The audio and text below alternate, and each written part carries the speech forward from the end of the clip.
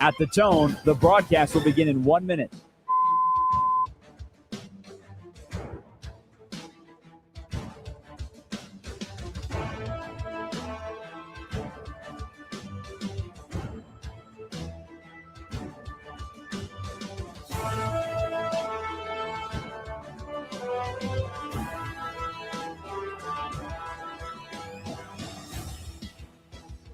Stations, this is your final time check. At the tone, the broadcast will begin in 30 seconds.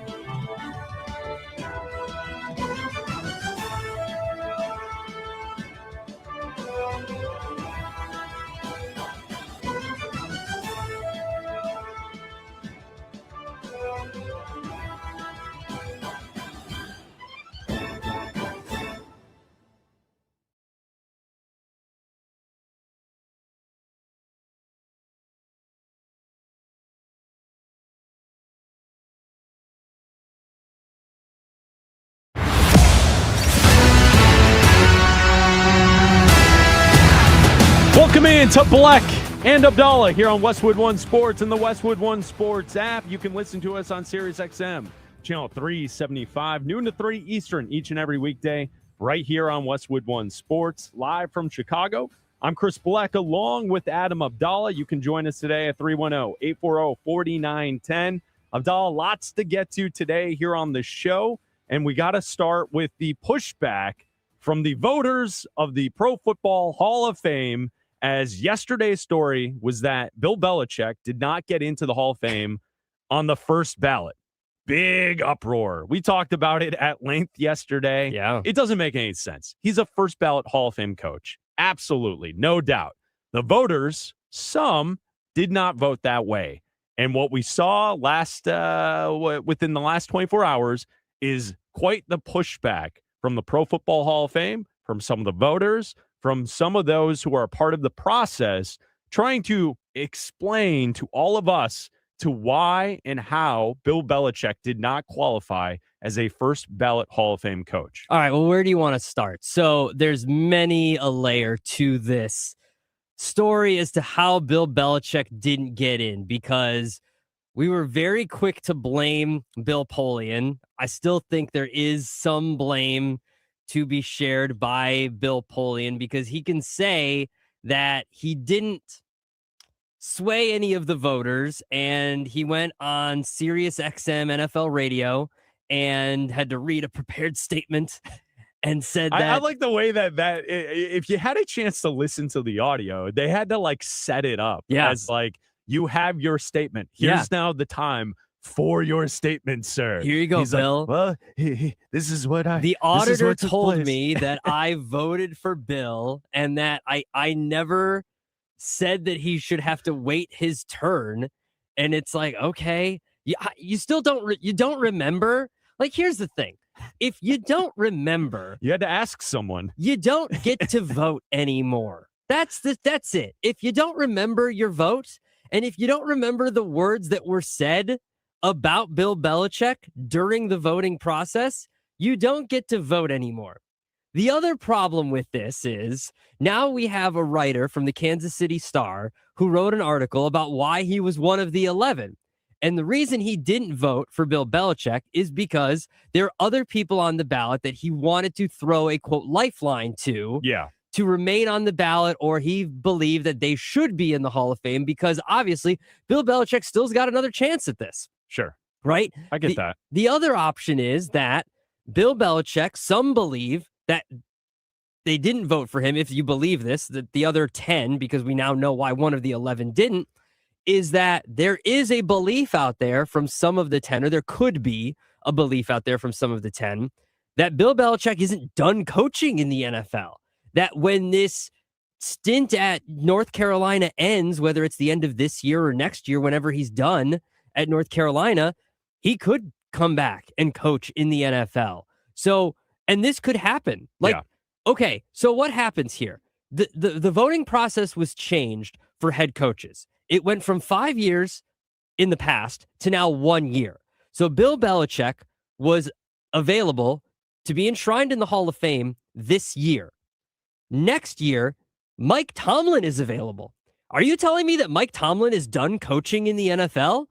He's not done coaching in the NFL. You think he's going to pull the Bill Cowher and just never go back? A guy that's like in his mid-40s is just never going to go back to coaching in the NFL? We did suggest that maybe he could be the next TV star. He could be. So maybe he goes to a TV booth, and that's where Mike Tomlin is for the next 15 years. I highly doubt it. A guy like Pete Carroll, I understand. You're probably done coaching. Can you really chew gum on TV, though? Like Harold does on the sidelines. He'll put it under the desk, and when they go to commercial, he pulls it off the desk, and then the guy that comes in the next day, where did all this I just hopefully he doesn't share a seat with Gronk, because like if you leave it there, Gronk might take it and put it in.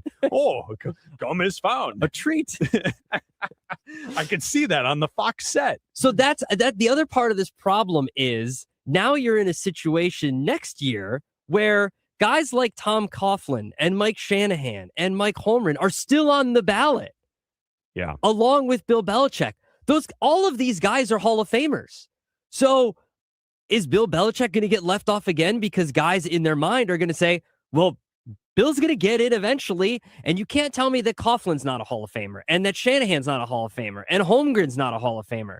So these guys are going to keep getting pushed back because obviously Bill Belichick has more hardware than all of these guys. He's won more divisions than all of these. He's won more conference titles than all of these guys. He's got more playoff wins. So he is more deserving, but these guys have been waiting longer because of the 5-year rule. And Bill Belichick just got eligible because the rules were changed. And that's not his fault. It's just what the Hall of Fame decided to do. So there's a lot of layers to this now. Now that the outrage and the yelling has stopped, and we were part of this yesterday. No doubt about it. We were a part of the outrage questioning this entire thing. But you're right. The process is flawed. The process doesn't make any sense because theoretically, we shouldn't be having these conversations. You're right. You listed off a bunch of coaches that should be in the Hall of Fame. If not, they should be first ballot Hall of Fames. I think it was Grant Cohen posted yesterday that Bill Walsh wasn't a first ballot Hall of Fame coach. Bill Walsh is, in most conversations, either the best head coach or one of the best head coaches in NFL history, right? So I think the problem here is obviously the process. That's the problem. I do understand the writer in Kansas City who laid out that there were vet committee guys that he wanted to give a shot to, so he didn't use his vote on Belichick. I understand that to an extent. But those individuals, sometimes the reason you've waited so long to not get in is because you're not a Hall of Famer. Yeah. Like, I think that's a part of this too, where I feel like the process should be changed. If you're concerned about those jumping back into coaching, then you got to change the process back to 5 years, right? Out of the game for 5 years, and then you can be a Hall of Famer. If that's not changed, then maybe you should be able to vote and put in multiple coaches, not just one. Because you're right. You could also list off Shanahan, Holmgren, all the others who are not in, who should be in, who've won Super Bowls. I would also kind of, just as a side, just because you win a Super Bowl, that just means you're a Hall of Fame coach?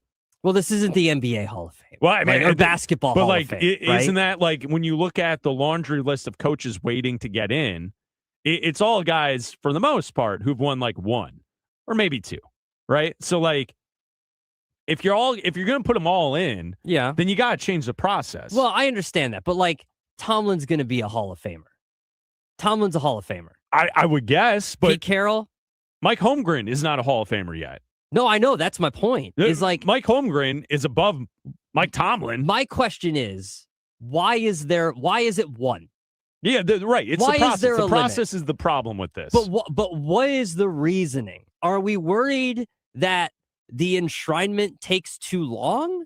Are we worried that the TV show is too long?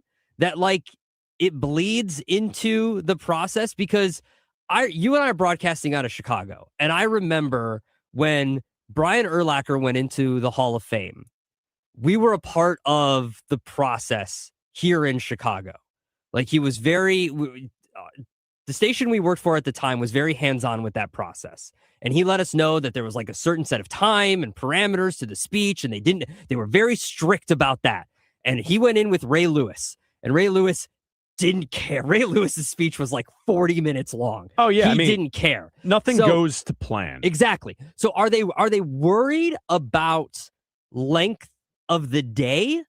Like, what are we like? Who cares? Who cares? Have a player's day. Have a coach's day. What does it matter?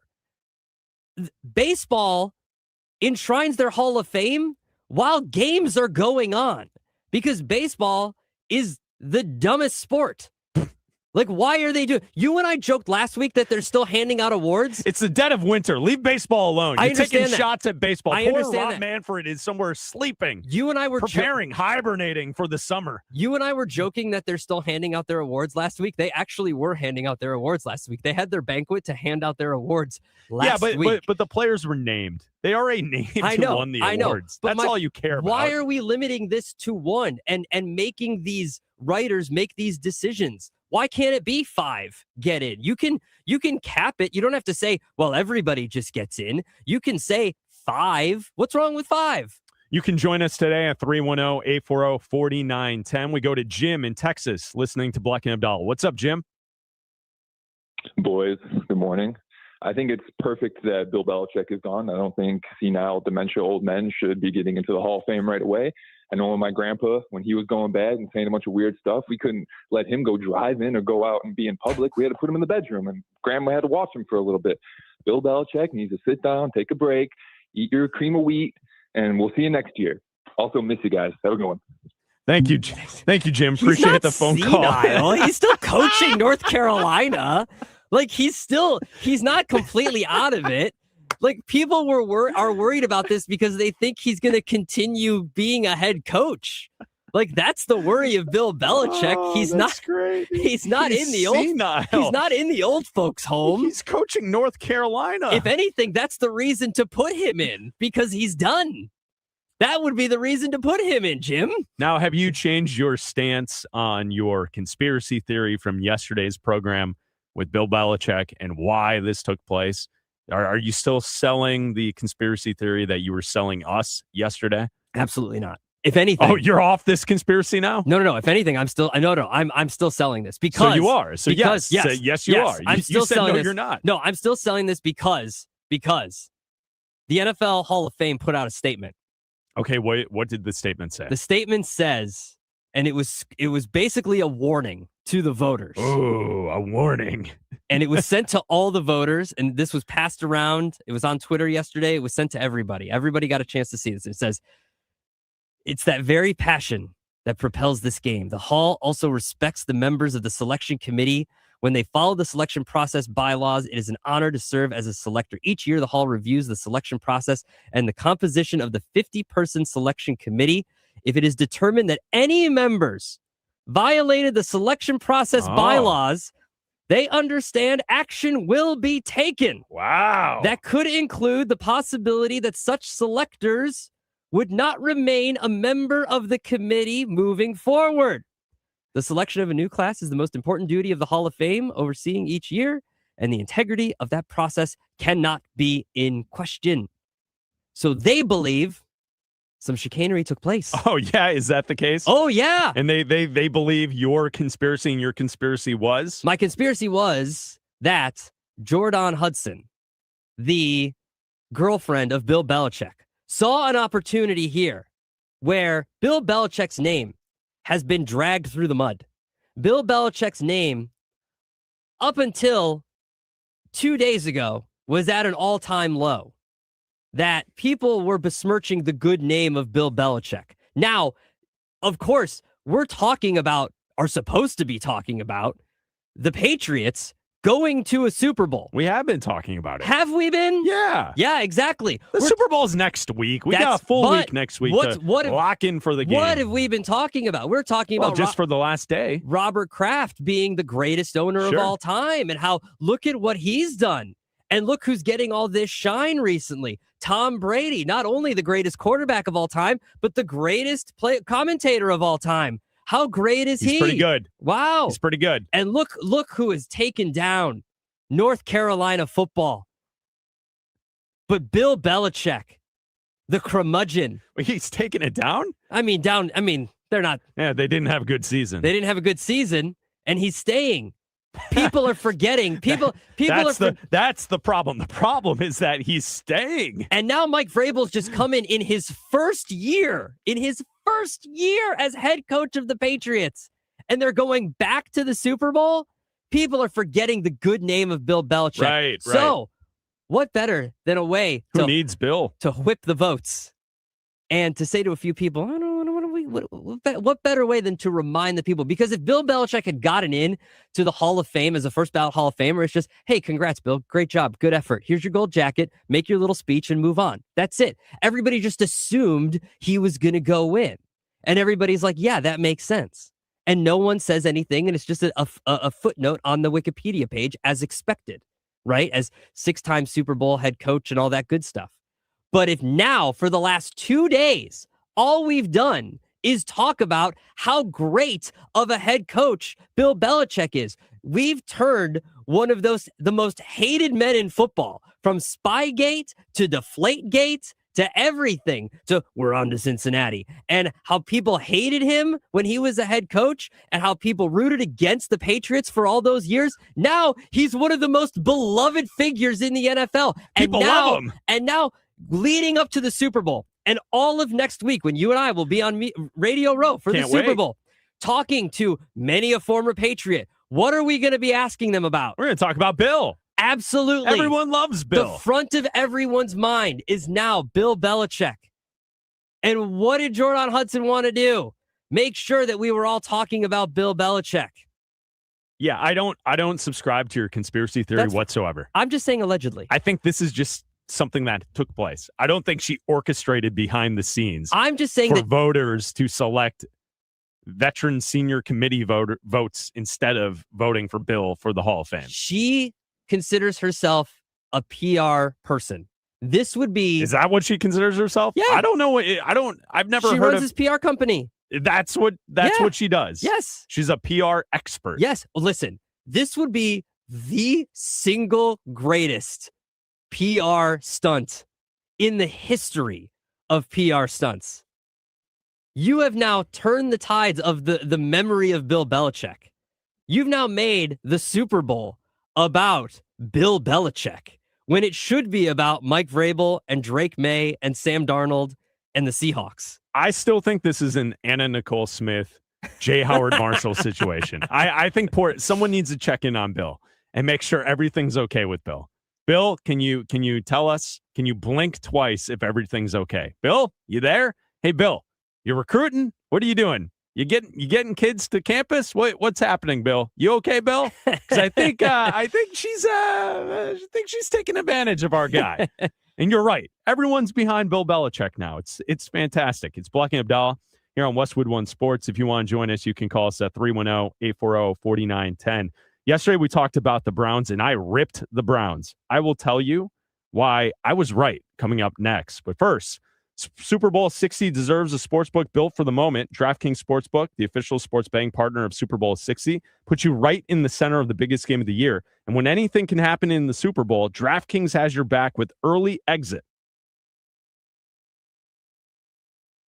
If a player goes down in the first half, you can still get paid out in cash immediately once your bet settles. No bonus bets, no waiting. New to DraftKings, new customers can bet just $5 and get $300 in bonus bets if your bet wins. Download the DraftKings Sportsbook app now and use code BNA for Bleck and Abdalla. That's code BNA and turn $5 into $300 in bonus bets if your bet wins. In partnership with DraftKings, the crown is yours. Gambling problem? Call 1-800-GAMBLER. New York, call 877-8-HOPE-NY or text HOPE-NY. Connecticut, call 888-789-777 or visit ccpg.org. On behalf of Boot Hill Casino in Kansas, wager tax pass-through may apply in Illinois. Must be 21 plus in most states and present in state where it is lawful to wager. Void in Ontario. Restrictions apply. Bet must win to receive bonus bets are non-cash credits that expire in 7 days. Minimum odds required. For additional terms and responsible gaming resources, see dkng.co/audio. Limited time offer valid until February 8th, 2026. Bleck and Abdalla are headed to San Francisco. All next week, we're live from the site of Media Row at Super Bowl 60. The NFL is on Westwood One Sports and the Westwood One Sports app.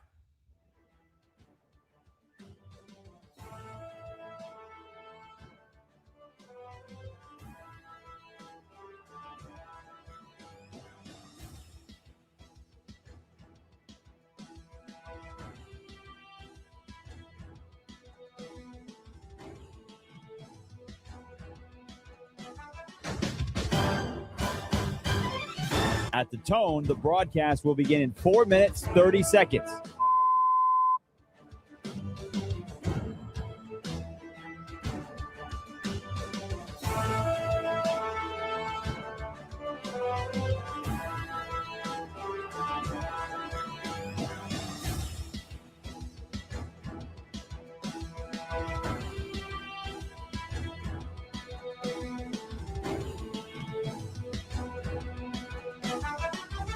At the tone, the broadcast will begin in 4 minutes.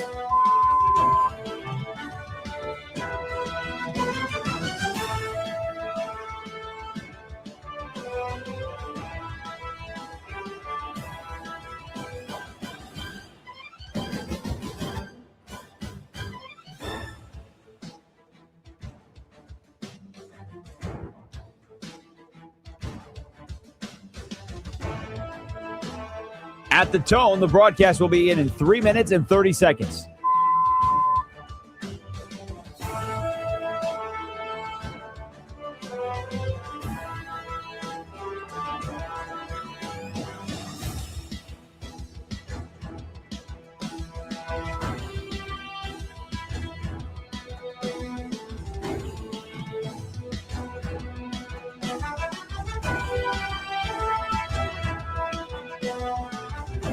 At the tone, the broadcast will begin in 3 minutes.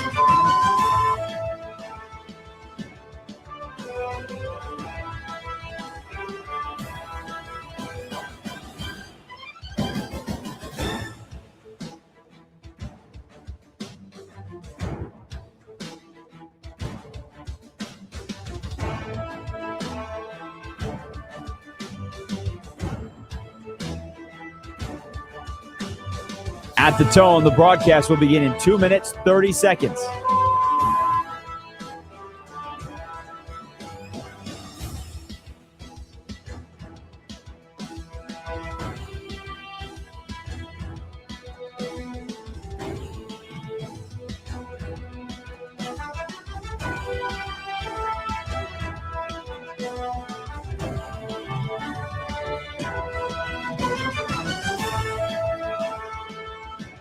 At the tone, the broadcast will begin in 2 minutes.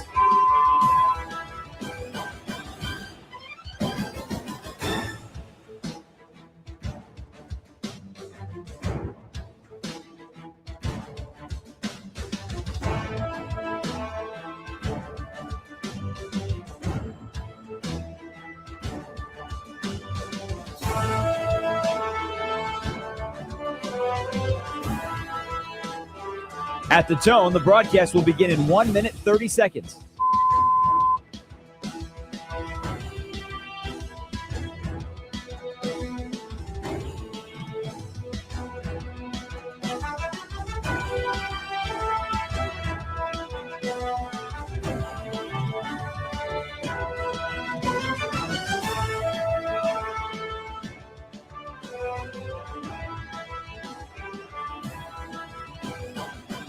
At the tone, the broadcast will begin in 1 minute.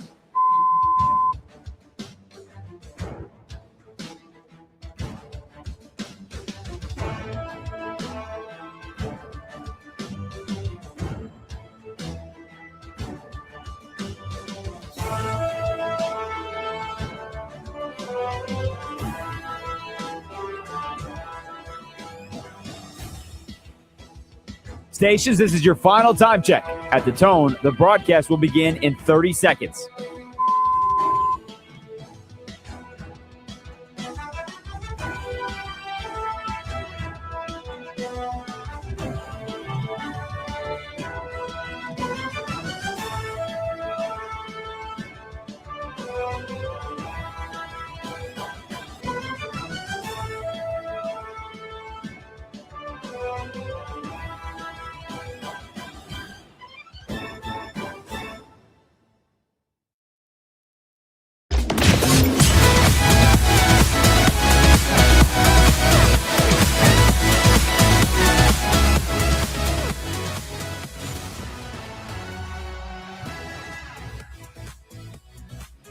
Yesterday, we had the news that the Cleveland Browns are hiring Todd Monken as their new head football coach.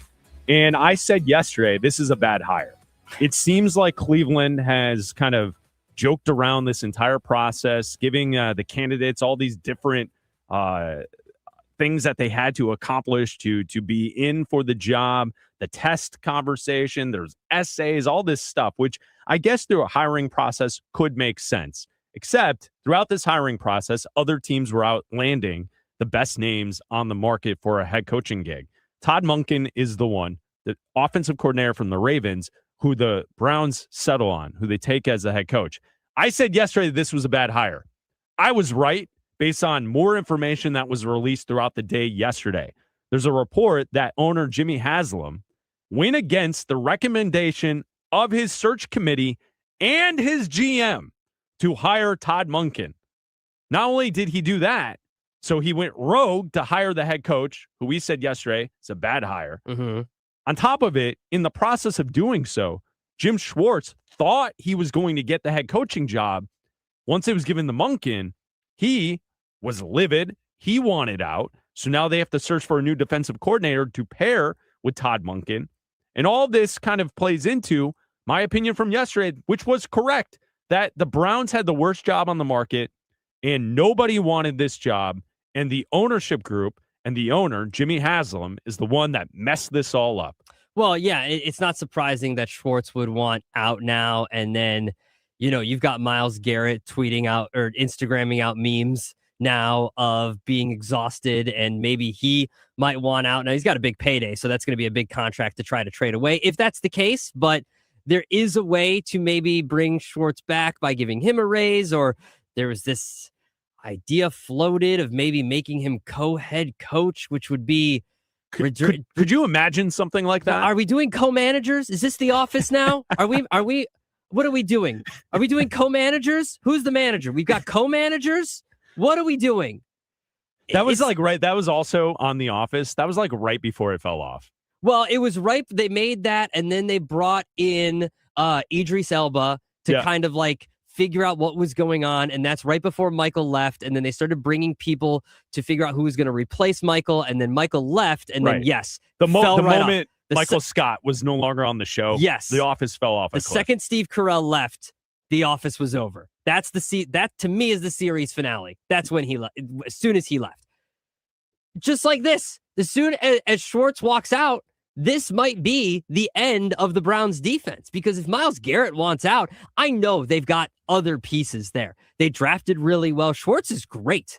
The Cleveland Browns Dunder Mifflin? Hello, Raj. Hello, fellas. Hello from Colorado. Inner monologue out loud. Are the Cleveland Browns Dunder Mifflin?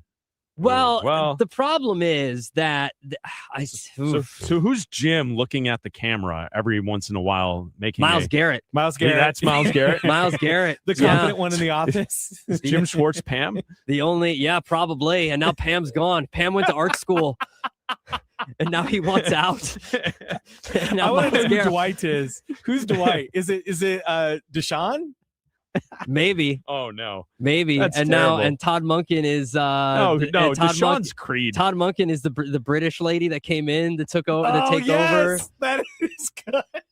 And now that's it, because now the plot's lost. There you go. That's great. I love it. Thank you, Raj. That's fantastic. And now we've cast the new Office. I love it. Oh, and the problem is going against your advisors now creates complete turmoil. If it wasn't bad enough, creates complete turmoil within the organization that was already messed up. The Browns are already a dumpster fire. And now that this gets out, that you went against your advisors and just hire, and this is not to say that Todd Monken's not going to be a good head coach. He brings in a very good offensive mind in himself. He's a very good offensive coordinator. He could be a good head coach. He hasn't gotten a shot at it in the NFL. He could be. Yeah. You don't know. Probably not. You don't know. I'm willing to say that it's probably not going to work. But I don't think it's going to work out. Mark Trestman could have been good too. Could have been. Fair. He could have been. He was not. He was not. Eberflus could have been. Layoff Poland. No, that was never going to work. Raj, that was never going to work. Enough with the Bears failed coaches. Sir. I will fly to Denver. What are you doing right now? It's a beautiful day. We will see you. What a wonderful in San Thursday Francisco this is. on Sunday, and we will throw You just hands. feel happy you're not a Cleveland Browns fan right now, guys. Yeah, exactly. And I think that if Monken is given a better chance than, like Stefanski, we keep talking about it, 13 different starting quarterbacks. Monken is already given a bad chance at this because Deshaun Watson hasn't played real football in 2 years. And when we've seen him, he's bad. And he's a shell of himself. And we know Shedeur Sanders can't play. And Dylan Gabriel hasn't been very good either. So we don't know what the quarterback situation is. So even if it's not like he's bringing Lamar Jackson with him. So having a guy you don't have a guy that's a 2-time MVP leading this offense. So what are the Browns going to do at quarterback? That's the big question. So if the Browns if the ownership is going behind the advisors' backs and hiring whoever he wants to, and look, he's the owner. He can do whatever he wants to. That's what ownership can do. That's what you're the owner. Yeah. You can do whatever you want to. That's the luxury of being the owner of a team. But if Jim Schwartz doesn't want to be the defensive coordinator or co-head coach, he also has every right to leave and go be a defensive coordinator for a team that can go out and win a Super Bowl like the Bills, who need a defensive coordinator if they want his services. And I'm sure there are a lot of teams that need defensive coordinators that would love his services because he's a great defensive coordinator. And guess what? If Myles Garrett wants to show up tomorrow to the office or put on Twitter or Instagram, I want to trade, get me out, he's got every right to do that too. But now the Browns could also not trade him because he signed a contract. They could do that too. So there's a lot going on. Yes, he could. There's a lot going on with the Browns right now, and none of it is good. The way you said that just made me laugh. I don't know why, but it was just funny how you were listing off all the different options. I would say this, though. Jimmy Haslam is a bad owner in sports. Yeah. That's fact. If you're a Browns fan, he's also an owner of the Bucks, the Milwaukee Bucks. They're in the news today as well, because Giannis Antetokounmpo wants to be dealt. And Milwaukee's in a situation where what's the future of their franchise? Mm-hmm.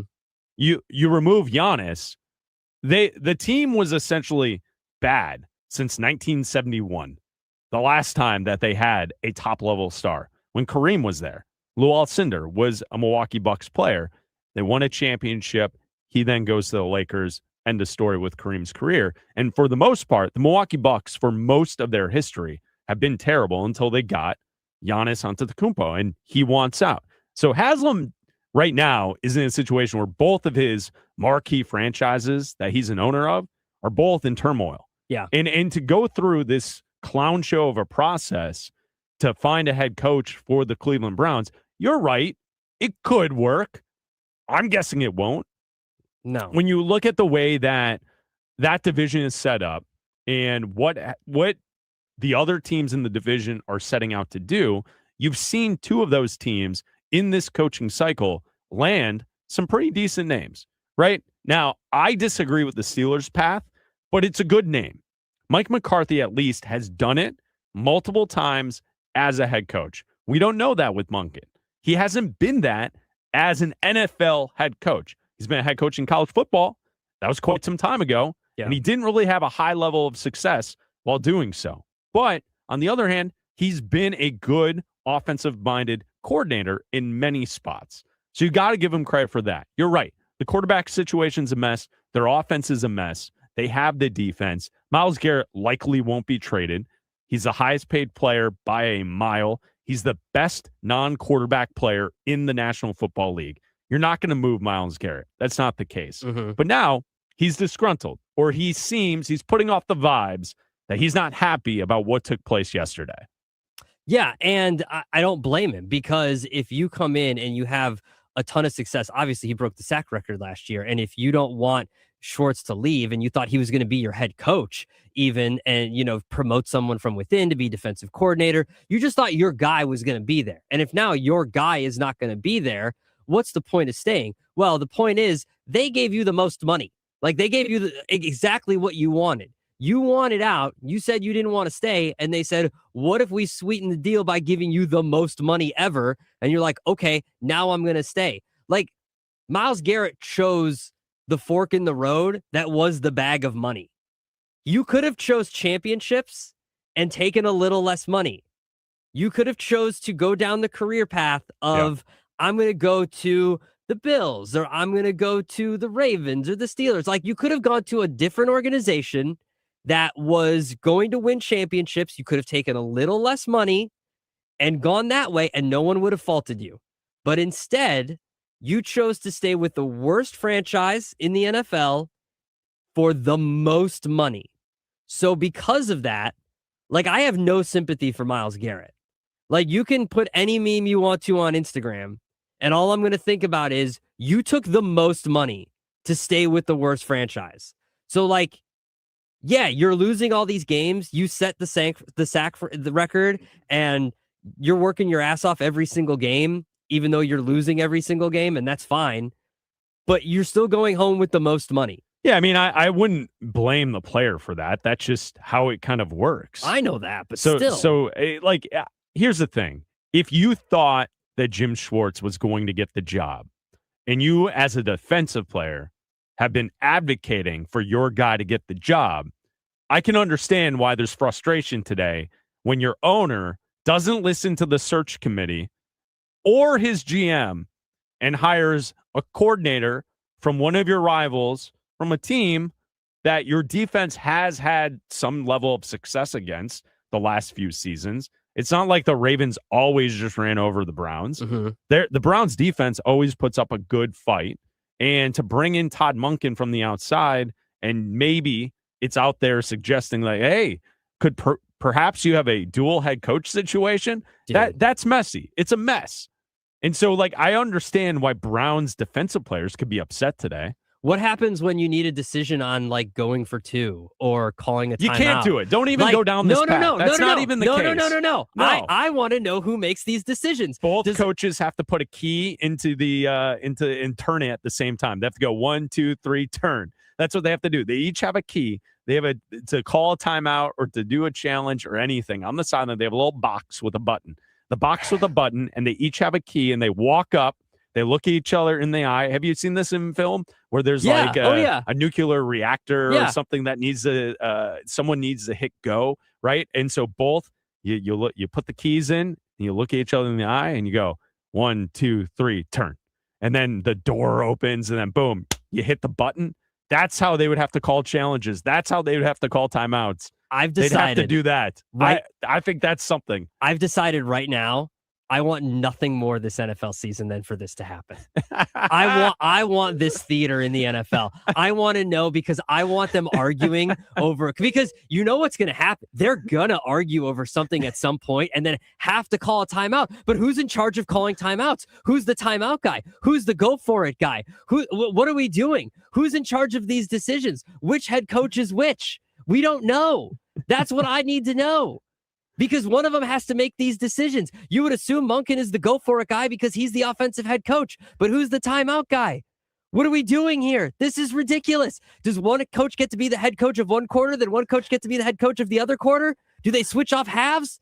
Who decides what? I mean, we were just joking about it the other day with Raj that I remember the conversations and the stories about Vic Fangio not wanting to coach from the sidelines. Yeah. He wanted to be a head coach from the booth up top. And we've seen that in college football a couple of times. Yeah. Who was it? Hugh Freeze? Yeah. When he was in the hospital. Well, that's different. You can't he was in the hospital that's bed. Different. You can't from wheel up top. You can't wheel the hospital bed onto the sideline and give the thumbs up from the sideline. The dude had to be in the booth in the hospital bed. This is a little different. One of them might end up in a hospital bed based on the decisions. Right, and I'm telling you, Raj, we'll talk to you soon. We heard that. Raj will be back. Raj will be right back here. That's and great. Go ahead, Raj. Back. 20 seconds. No, we're all good. Go Actually, ahead. it was like 5 seconds. We're back. I think I want to see this because if there is a fight, in coach fights, my money's on Schwartz. Yeah, because you're right. He looks feisty. Yeah. For a shorter guy. I think he's short, right? I think he is too. He looks like a little scrappy dude. But who would win between Ben Johnson and LaFleur since I'm up? Let me ask that question. Oh, Ben Johnson. Get out of here. On, Ben dude. Johnson. Ben Johnson. Suplex. Yeah. That's a wrestling term, right? Have you seen LaFleur's tiny mustache? See, but LaFleur's going to call run-ins. The rest of the Shanna crew. No. No. Get out of here with that. No. Kyle's running in. McVay's running in. You know what's happening. McDaniel's biting ankles. Yeah. But guess who's calling in Dan Campbell? Yeah, it's Ben Is Johnson. Dan Campbell really on Ben Johnson's Yeah, side? I think so. he I is think still. that- I think he still is. And for Johnson sure. has Al Harris. That dude. Oh will. yeah, And yeah. I think Ben Johnson The has enemy. a tougher crew. Come on. A tougher crew. Dennis Allen. Yeah. You don't want to see that guy in a dark alley late at night. It's Bleck Abdalla here on Westwood One Sports. Last night, the Lakers lost to the Cavs 129-99. I will tell you why this won't be LeBron's last year. Coming up next. A new chapter in NFL history begins at Super Bowl 60. Patriots, Seahawks, and we'll be there all next week, live from Media Row in San Francisco, starting Monday on Westwood One Sports and the Westwood One Sports app.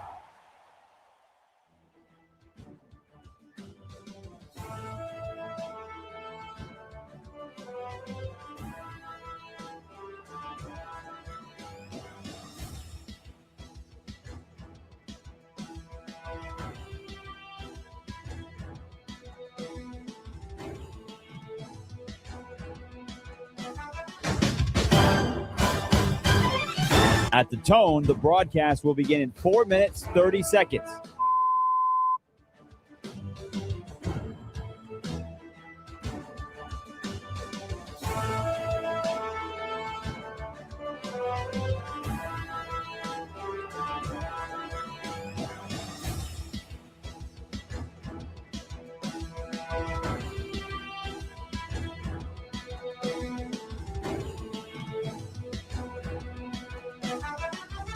At the tone, the broadcast will begin in 4 minutes.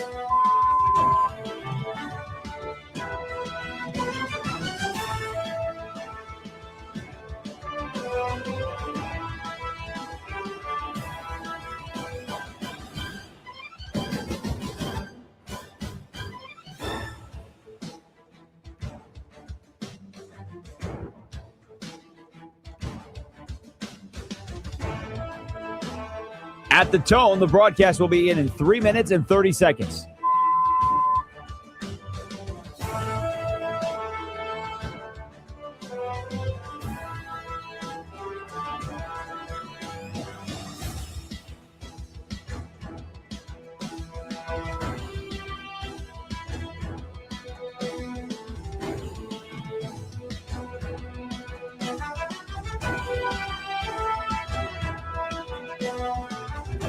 At the tone, the broadcast will begin in 3 minutes.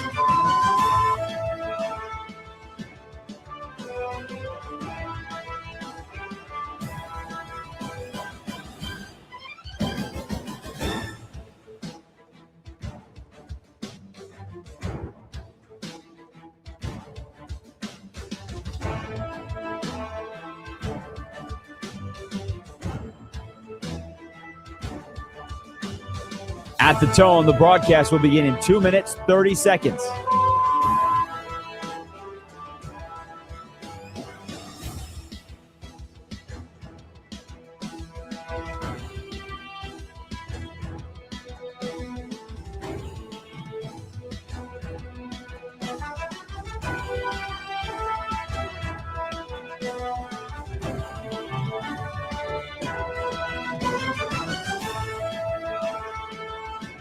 At the tone, the broadcast will begin in 2 minutes.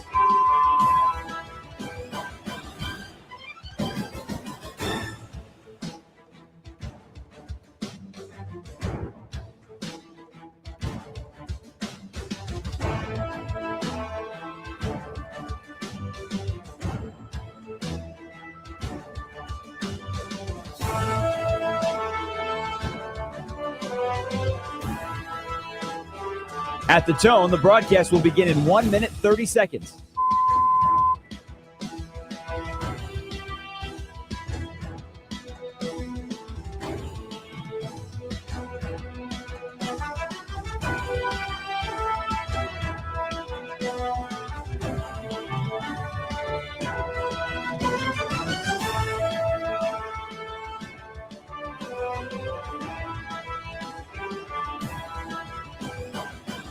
At the tone, the broadcast will begin in 1 minute.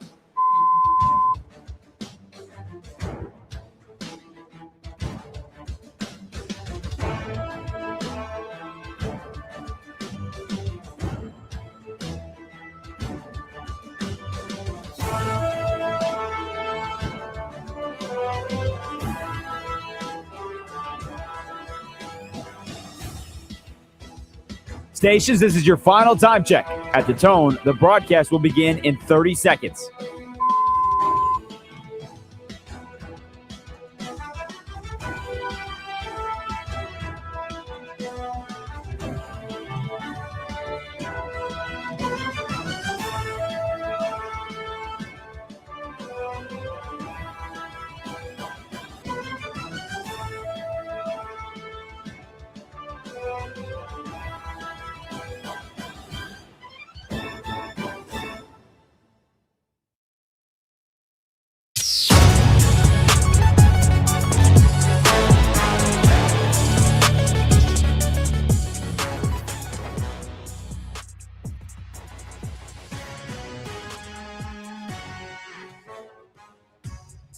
Last night, the Cleveland Cavaliers beat the Lakers 129-99.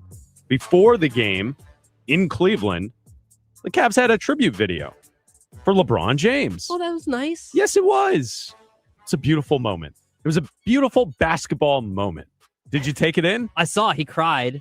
I saw the videos. I didn't see the tribute video itself. I saw the video of him watching the video of the video. Well, the NBA in the last year or so, especially since the finals last year, there's been a lot of talk about how the broadcast partners are not showing you enough of the arena atmosphere leading up to a game. Too many talking heads spewing opinions that no one cares about, right? Like that's been the critique. And so what they started to do last year in the finals and what we've seen with NBC jumping back in to the NBA is that they've now started to show intros. The intros, starting lineups, and the national anthems. I like that. And the stadium atmosphere. Yeah. The reason we're watching sports is we want to be there with the action. So show it to us. What a concept. Thank you. Finally, we're getting that. So last night, ESPN did that. ESPN showed the Cavs and the Lakers being introduced mainly to get the crowd reaction to the introduction of LeBron in the starting lineup. And so they showed LeBron, they showed the intro video, they showed all that stuff on TV last night, which it's cool, no doubt. I don't think LeBron James is retiring. No. Because this is too quiet. I think that's how you know. You will know that LeBron James is retiring because it will be all over the place that this is going to be his final season in the NBA. So listening to the inside guys last night talk about, could this be his last year? What does he do next? That ain't the case. LeBron James is not retiring this season, and rightfully so. He can still play. For how obnoxious he is with the sideshow stuff, he's still a great player, still an all-time player, and he's still very good for the Lakers. Now, whether or not that gets them to a championship, I think that's a little bit different of a conversation, but he's not retiring this season. No. And as much crap as I've given LeBron for however many years I've given LeBron crap for, I'm going to do something. His entire career. No, not his entire career. I've never been one of these guys that has hated LeBron. I absolutely hate LeBron. Being in Chicago and being Jordan guys, you and I have a different attitude towards LeBron because we think that Jordan is the best ever, and we will not tolerate any slander to the otherwise. Well, we watch basketball. Yes. And so if you watched basketball in your life, you know that's the correct opinion. Exactly. Now, LeBron people from coast to coast, they will come at us with stats. They're going to throw longevity stats at us. I get it. LeBron has had a great career. Yeah. No doubt. Yeah. If you've seen Michael Jordan play basketball, you know that that's the best that's ever taken place. There's also these things called rings that Jordan has that LeBron doesn't. You can get into that as well. Here's the one thing I will say. I'm going to say something nice about LeBron. Oh. LeBron absolutely deserves a retirement tour. He's been the face of the NBA for this generation for the last 20 some odd years. He is this generation's Jordan. There was the Jordan years, there was the Kobe years, there's the LeBron years. When you're the blank years, you deserve it. And if he wants to just say at the end of the season, I'm out, or put an an Instagram post or write a Players Tribune article if that's still a thing. Please. He's not doing that. I know. That's my point. He's not going to. He's not going to. Then he can. He can go out. My point is LeBron can go out whatever way he wants to. He deserves that. Whatever you think of LeBron, as annoying as you think he is, whether you love him, whether you hate him, the fact that you have that emotion about him means that he deserves that retirement tour. And I've always thought this, whether he went from when he went to the Heat, from when he went to LA, Cleveland, whatever. I always thought that it was going to end in Cleveland. And yesterday just made me think that even more. I think that this is going to end in Cleveland. I think that after the emotions that he got last night, I know they did the tribute video and all that, and he got emotional. I think that this could end with a trade back to Cleveland, and he does a retirement tour with the Cavs next year. Bleck Abdalla here on Westwood One Sports, sponsored by Progressive. Commercial insurance protects small businesses with affordable coverage options. Quote today at progressivecommercial.com. Let's take a listen to ESPN's Brian Windhorst talking about whether or not LeBron James could return to the Lakers next season. Here's Windy. There's a realistic scenario. LeBron has two big decisions to make when the season is over, whenever that is for the Lakers. One is he going to play another season? And he's made it very clear he doesn't seem to know, and I believe that. The second thing is, if he's going to play another season, how much money is he willing to play for? Because the Lakers almost certainly are going to ask him to take a pay cut, potentially a significant one. Would he be comfortable doing that to help the team build out, similar to what Dirk Nowitzki did in Dallas at the end of his career? Or would he consider, if he doesn't like the Lakers' plan and offer, going somewhere else? And if he wants to go somewhere else, Cleveland is there. There are several different ways they could get him. They definitely have a team where he would fit in, depending on what they might do in the offseason, but they're not going to be able to pay him a huge amount of money. So really this comes down to where his comfort level in doing that is, especially with his family based in LA and the Southwest, with his son playing in Arizona and his other son playing for the Lakers. So that's Brian Windhorst yesterday on ESPN television. I'd say that makes a lot of sense. I agree with Windy, but for LeBron to take a pay cut to stay, I don't see that happening, especially after the story that came out last week with the Lakers organization, and that Jeannie Buss is annoyed with him and just tired of putting up with LeBron and everything that goes along with that. I would say it's hard to believe that LeBron would want to stick around at a lower pay rate to help the Lakers. He's been annoyed that he's not the guy, and that he was disgruntled that Luka was brought in, and that Luka at the end of the season had private dinners and wine tastings with Rob Pelinka and Jeannie Buss and those running the Lakers, and that it wasn't LeBron's show anymore. It's Luka's show.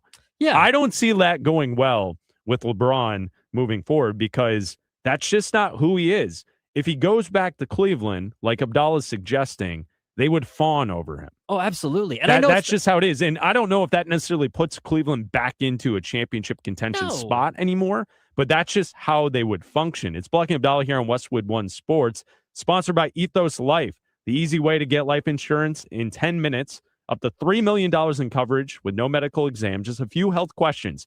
Get your free quote at checkethos.com, not available in all states, right? Like, I would guess that Cleveland would love the opportunity to bring LeBron back. Oh, of course. We've seen what it does financially to the city and to the team and all that kind of stuff outside, like to the arena and everything. And look, I get it.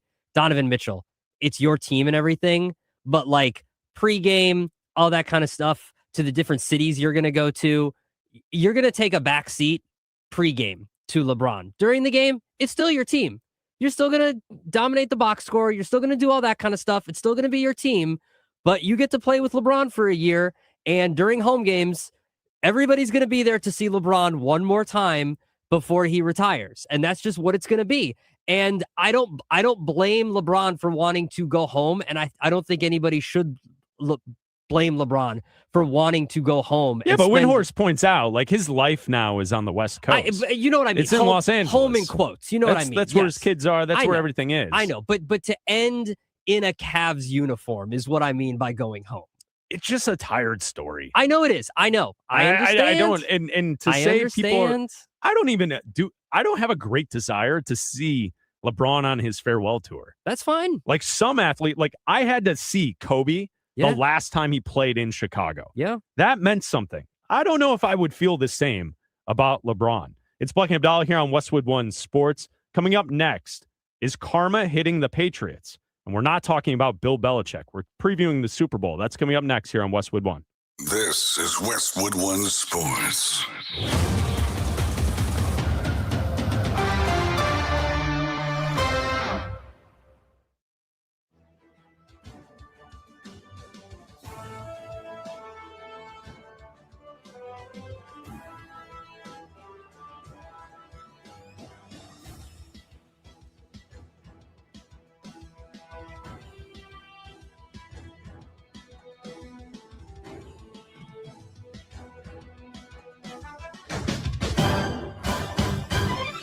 At the tone, the broad.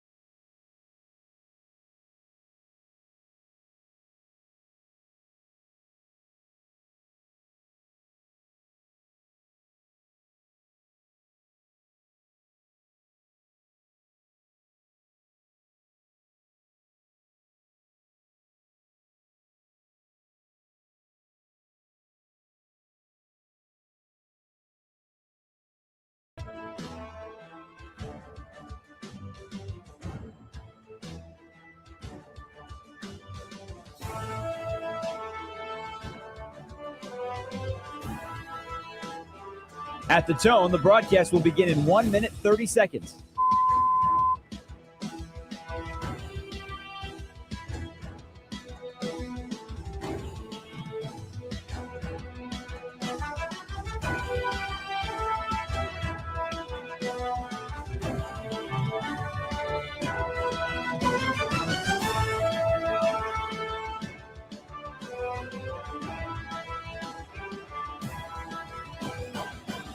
At the tone, the broadcast will begin in 1 minute.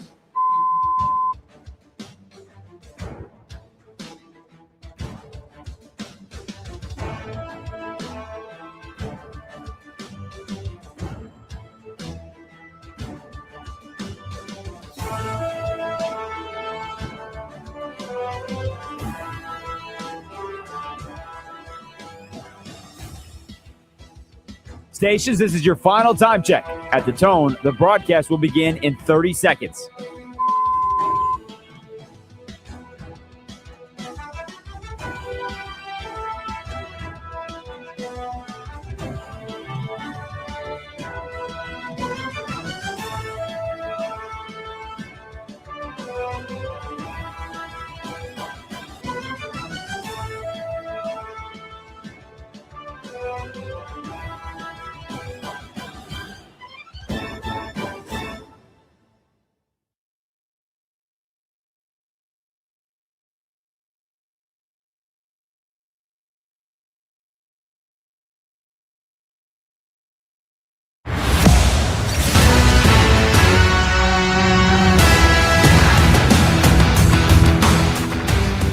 Welcome in to Bleck Abdalla here on Westwood One Sports and the Westwood One Sports app, Sirius XM channel 375, noon to 3 Eastern, each and every weekday right here on Westwood One Sports. Live from Chicago, I'm Chris Bleck along with Adam Abdalla. If you want to join the conversation today, you can call us at 310-840-4910. Bleck Abdalla hanging out with you. And Abdalla, as we get set for Super Bowl 60 next week, the Patriots and the Broncos, question on the table. Is karma starting to come for the New England Patriots? We're not talking about Bill Belichick right now. We're talking about the actual Super Bowl, because a part of this story that you and I have discussed with the Patriots is that this is a bit of a charmed run that they've had this season.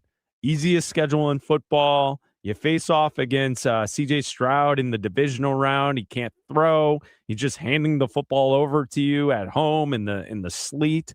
And then you prepare for the Broncos. Bo Nix breaks his ankle. You get Stidham. Stidham, okay, maybe he shows up. Maybe he could play. And then here comes the snow, and it's just a whiteout, and you get nothing from the Broncos offense. So you get a pretty easy path right to the Super Bowl for the Patriots. Their charmed path. Is the karma now coming to the Patriots because Drake May was listed as limited with a shoulder injury yesterday on the injury report? No, I don't think so. I think that this is something that isn't going to necessarily affect them. I think he'll be able to go. I think this is just, precautionary stuff. They haven't really practiced. This is their bye week.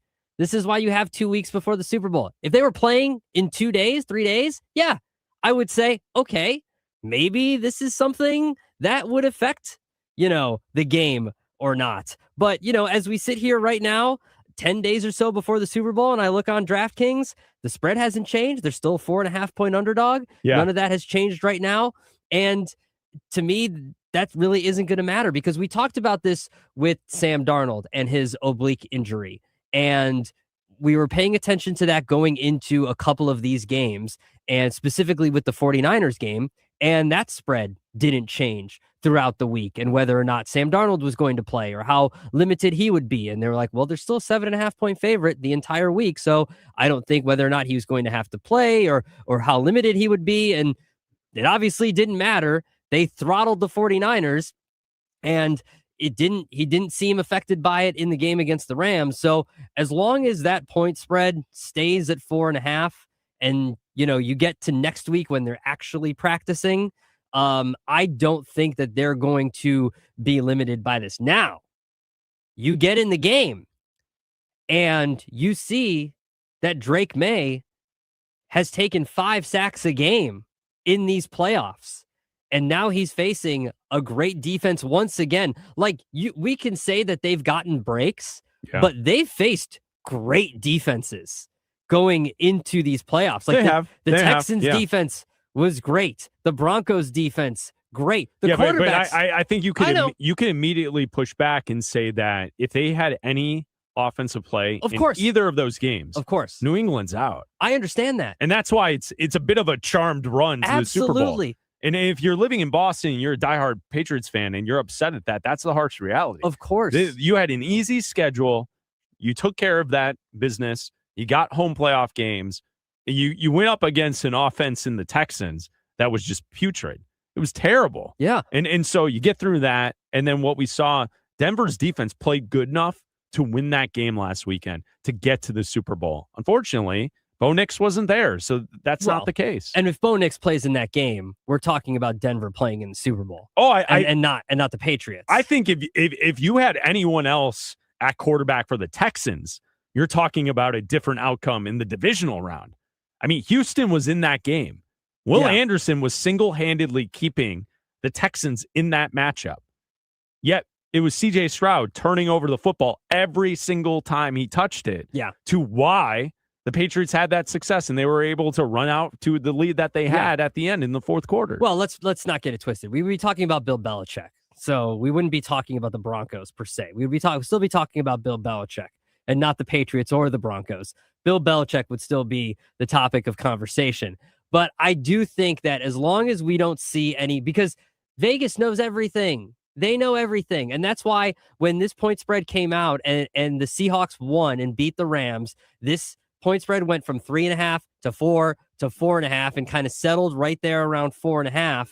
And I don't think now, what I do think could happen is if he takes 5 sacks in that game, the first one, if he falls on that shoulder in a weird way and he injures that shoulder, that could definitely affect the rest of the game. I think the Seahawks, I could see that. I think the Seahawks are better than the Patriots in almost every single facet of this game. Every single facet of this football game. I think the Seahawks are better. The only spot where I think that they can have an advantage, the Patriots, is that obviously Drake May is probably a better quarterback than Sam Darnold. Drake May's having an MVP season. Sam Darnold, we still have question marks. Sam Darnold played the game of his life. I don't think it's probably. I think he is the better quarterback. But we don't know because in the playoffs, it's been the opposite. Well, in the playoffs, he hasn't played well in the playoffs. But that's my point. If we go on track record, if I go for the last few games, Drake May hasn't played well in the playoffs. Sam Darnold, his last game, played the game of his life. So if he plays like that again, and I look at how Drake May has played, and he's playing another great defense, and if he can't throw the ball like he did, I know it was a snowstorm, but even in the beginning of that game, the Broncos were getting to him. Yeah. He took 5 sacks again. I think a big problem with that is left tackle Will Campbell, who's been good throughout the regular season. He's been an absolute mess in the playoffs. Yeah. And so, like, first-round draft pick, protecting the blind side for Drake May, he's been beat constantly here in the playoffs. And if you're Seattle and you're looking at this matchup and you got the edge rushers that you do and that defensive line, they're looking at Will Campbell there, and they're looking to take advantage. And I guarantee you next week when we're on Radio Row, broadcasting live from San Francisco, previewing the game, I guarantee you that's going to be one of the hot topics all week is that can the Patriots protect Will Campbell? Can he show up in this game and not allow the Seahawks front four to just obliterate this contest and really avoid what has affected Drake May's play here in the last month?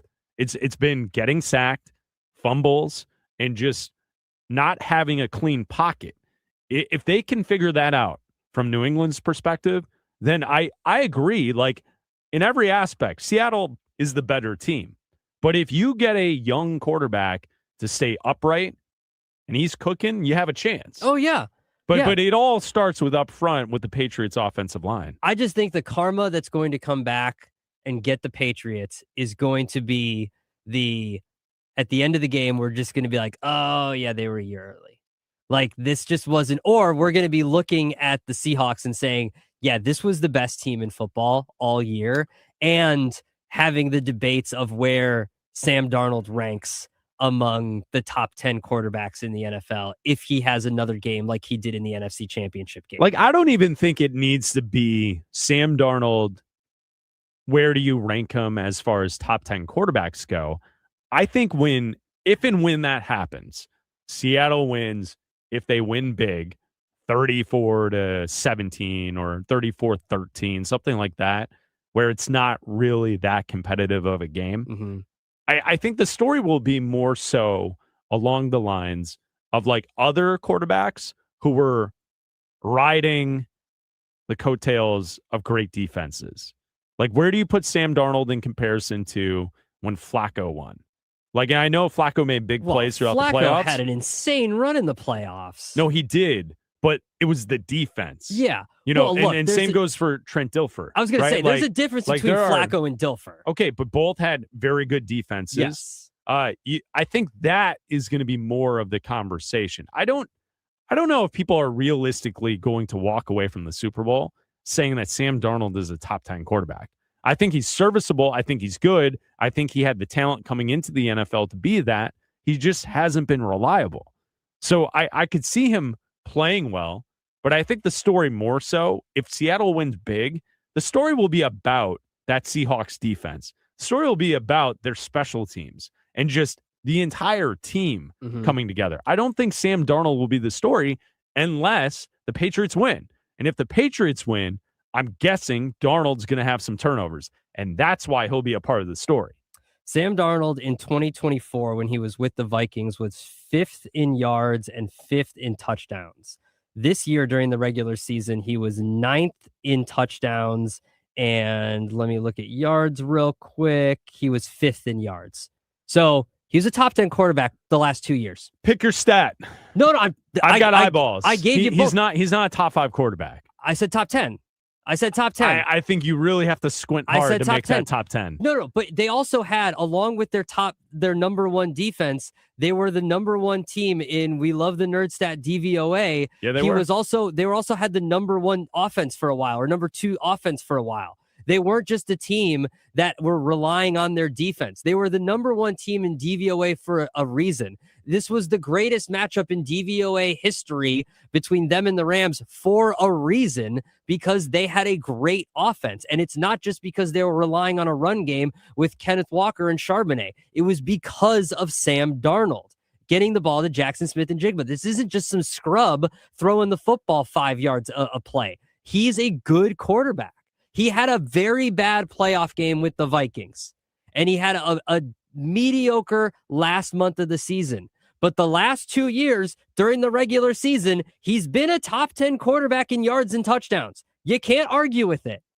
You just can't. Yeah, I'm not arguing and with those the only stats. Reason I just know, like, if you list it off, and we don't have to do this exercise right now, you're not putting Sam Darnold in the top 10 quarterbacks if I'm saying who's the best quarterback in football. You're not doing that. But the only reason... you can give me all the stats you want, but that's not the point. The point is he's not a top 10 quarterback. The only reason that Minnesota shipped him out is because they drafted J.J. McCarthy. If J.J. McCarthy's not there, Sam Darnold's a Viking. If he was a top 10 quarterback, they wouldn't have done that with J.J. McCarthy. He had top 10 stats. I don't know why they drafted him before they needed him. He got hurt. That's the only reason he started. But that's on them. They didn't know. I don't work for the Vikings. They didn't know he was going to do that. It's Bleck Abdalla here on Westwood One Sports. That's what I'm saying. They didn't know, but that's also on them that he left and continued to produce. He didn't have to leave. That means he's that good. Okay. My point to you is that if you listed off the 10 best quarterbacks in the NFL, you, Adam Abdalla, you are not putting Sam Darnold in the top 10. I don't necessarily have to. I guarantee he it. can be 12 or 13 and he's still right up there. Yes. Okay. But he's not going to be a top 10 guy. What's wrong with that? I guarantee you that we get in here on Monday after the Super Bowl, and whenever people start running out of stuff and we start running out of stuff. What are you talking about? I said people, not we. I said name people. Names. I said people. Give a name. Not give a we. name. Give a show across the country that will run out of stuff. Come on, Abdalla. They might run out of takes. Whatever happens first. Okay, you think that there's takes whatever happens happens first. Wow. Okay. Shots fired. Whenever they run, and they got to rank quarterbacks. Adam Abdalla. That's what we do. We rank quarterbacks. Fired. Okay, and you go top 10. Here we go. And it's like, here's Josh Allen, here's Patrick Mahomes, here's Joe Burrow, here's this. Eventually, you're going to get to Sam Darnold. And just because he saw ghosts for a little bit, people are down on Sam Darnold because he had a bad game in the biggest moments. They forget that he got there, that the Vikings won 14 games. They forget that. You act like you and I don't rank quarterbacks throughout the summer. I understand that we do. You also forget that you love Sam Darnold probably more than anybody around the country. You got a Sam Darnold fathead. I remember Darnold at USC. Yeah. And he was awesome. And the comeback in the Rose Bowl, he was great. He was the reason why Clay Helton was still head coach, because he kept pulling them out of games that they should have lost, but Darnold was good enough. That's why you hate him. For the comebacks. That's why you hate him. I mean, I liked watching him as a USC fan, no doubt. But the numbers dictate that he is. He didn't live up to what I thought he'd be in the NFL. Yeah, with the Jets. And no, then, even not like it's cool that he's gotten to this point, but it's taken so much time, and okay, he has probably the best defense in football on his side. Yeah, but he's still putting up great offensive numbers the last 2 years. Sure. We just talked about it. You can redeem yourself. Look at what Baker Mayfield's done. You can redeem yourself. You can develop into a top 10 to 12 quarterback. No Right. one's putting him up there with Mahomes or saying he's Josh Allen. Well, you said he's going to be a top 10 guy if they win the Super Bowl. I'm telling you that people will and then you listed off top 10 stats to try and prove your point. I just said that he was That's exactly what just happened. I just said he was top 10 in yards and touchdowns the last 2 years. I just gave you the numbers. And you will see graphics that will put him, people will say, when I rank him, people will say, here you go, here's this, here's this. With all of that, Drake May is still the better quarterback in this game. Not the last few games. Okay. I understand that. Look at the stats. You enjoy stats. You're a big fan of stats. I do. You've been very into the stats today. I have. What were Drake May's stats this season compared to Sam Darnold?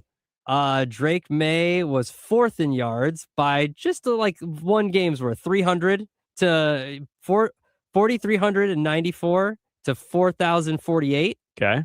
And he had a lot of touchdowns, right? 6 more touchdowns. 6 more touchdowns. 6 more touchdowns. He also had, let's see. Interceptions. He had 20 more sacks. Okay, interceptions. He had 6 less interceptions. Okay, so 6 more, 6 less, better quarterback. He had 20 more sacks. That's fine. 20 more sacks. 6 less interceptions, 6 more touchdowns. Those are the stats we're using for this argument. I'll take the guy with less sacks. Well, too. I think Drake May is the better player in this matchup between those two. Okay. Drake May, Sam Darnold. I think most people in their right mind would say that Drake May is the better quarterback. I understand that they would say that, but if I go based on the last 3 games, I'll take the guy that hasn't been sacked 15 times. I'll take the guy that knows when to get rid of the football. It's Bleck Abdalla here on Westwood One Sports. If you want to join the conversation, you can call us at 310-840-4910. We have over and under coming up next. Super Bowl 60 deserves a sportsbook built for the moment. DraftKings Sportsbook, the official sports betting partner of Super Bowl 60, puts you right in the center of the biggest game of the year. And when anything can happen during the Super Bowl, DraftKings has your back with early exit. If a player goes down in the first half, you still get paid out in cash immediately once your bet settles. No bonus bets, no waiting. If you're new to DraftKings, new customers can bet just $5 and get $300 in bonus bets if your bet wins. Download the DraftKings Sportsbook app now and use code BNA for Bleck and Abdalla. BNA. That's code BNA and turn $5 into $300 in bonus bets if your bet wins. In partnership with DraftKings, the crown is yours. Gambling problem? Call 1-800-GAMBLER. New York, call 877-8-HOPE-NY or text HOPE-NY. Connecticut, call 888-789-777 or visit ccpg.org. On behalf of Boot Hill Casino in Kansas, wager tax pass-through may apply in Illinois. Must be 21 plus in most states and present in-state where it is lawful to wager. Void in Ontario. Restrictions apply. Bet must win to receive bonus bets are non-cash credits that expire in 7 days. Minimum odds required. For additional terms and responsible gaming resources, see dkng.co/audio. Limited time offer valid until February 8th, 2026. Bleck and Abdalla are headed to San Francisco.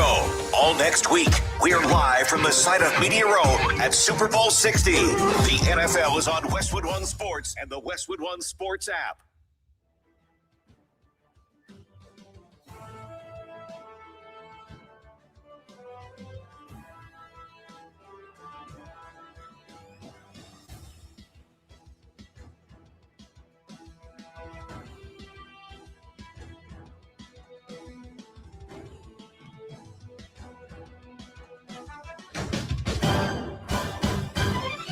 At the tone, the broadcast will begin in 4 minutes, 30 seconds.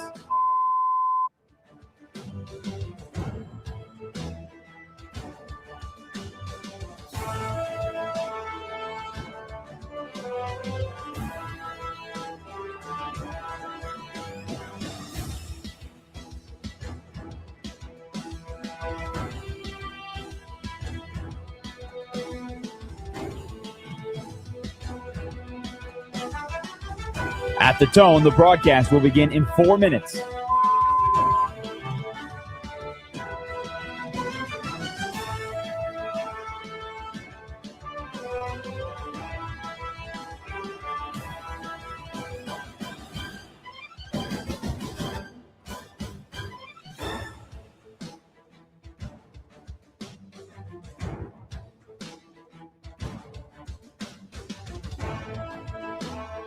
At the tone, the broadcast will begin in 3 minutes and 30 seconds.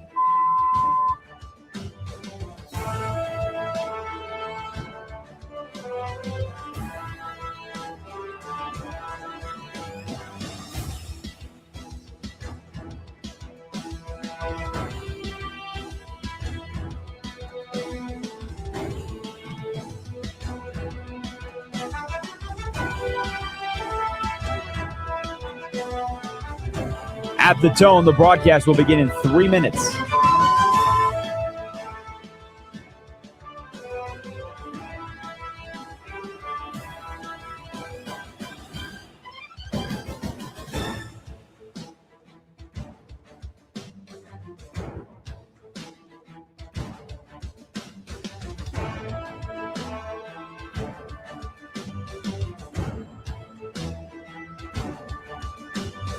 At the tone, the broadcast will begin in 2 minutes, 30 seconds.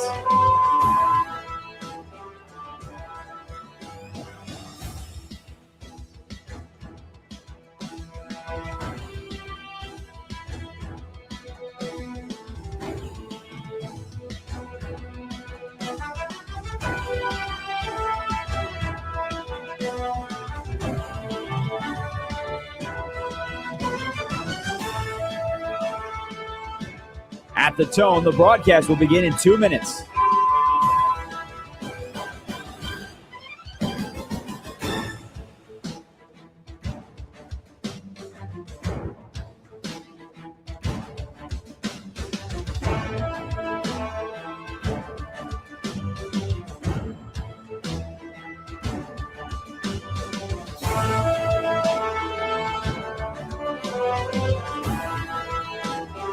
At the tone, the broadcast will begin in 1 minute, 30 seconds.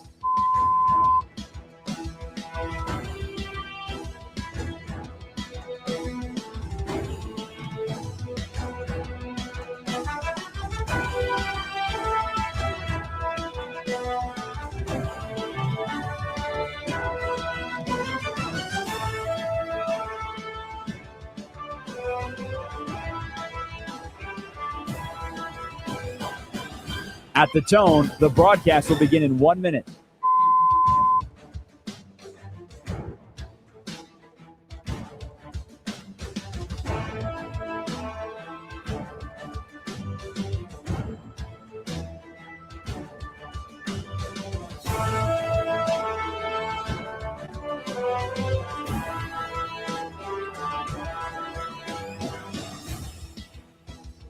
Stations, this is your final time check. At the tone, the broadcast will begin in 30 seconds.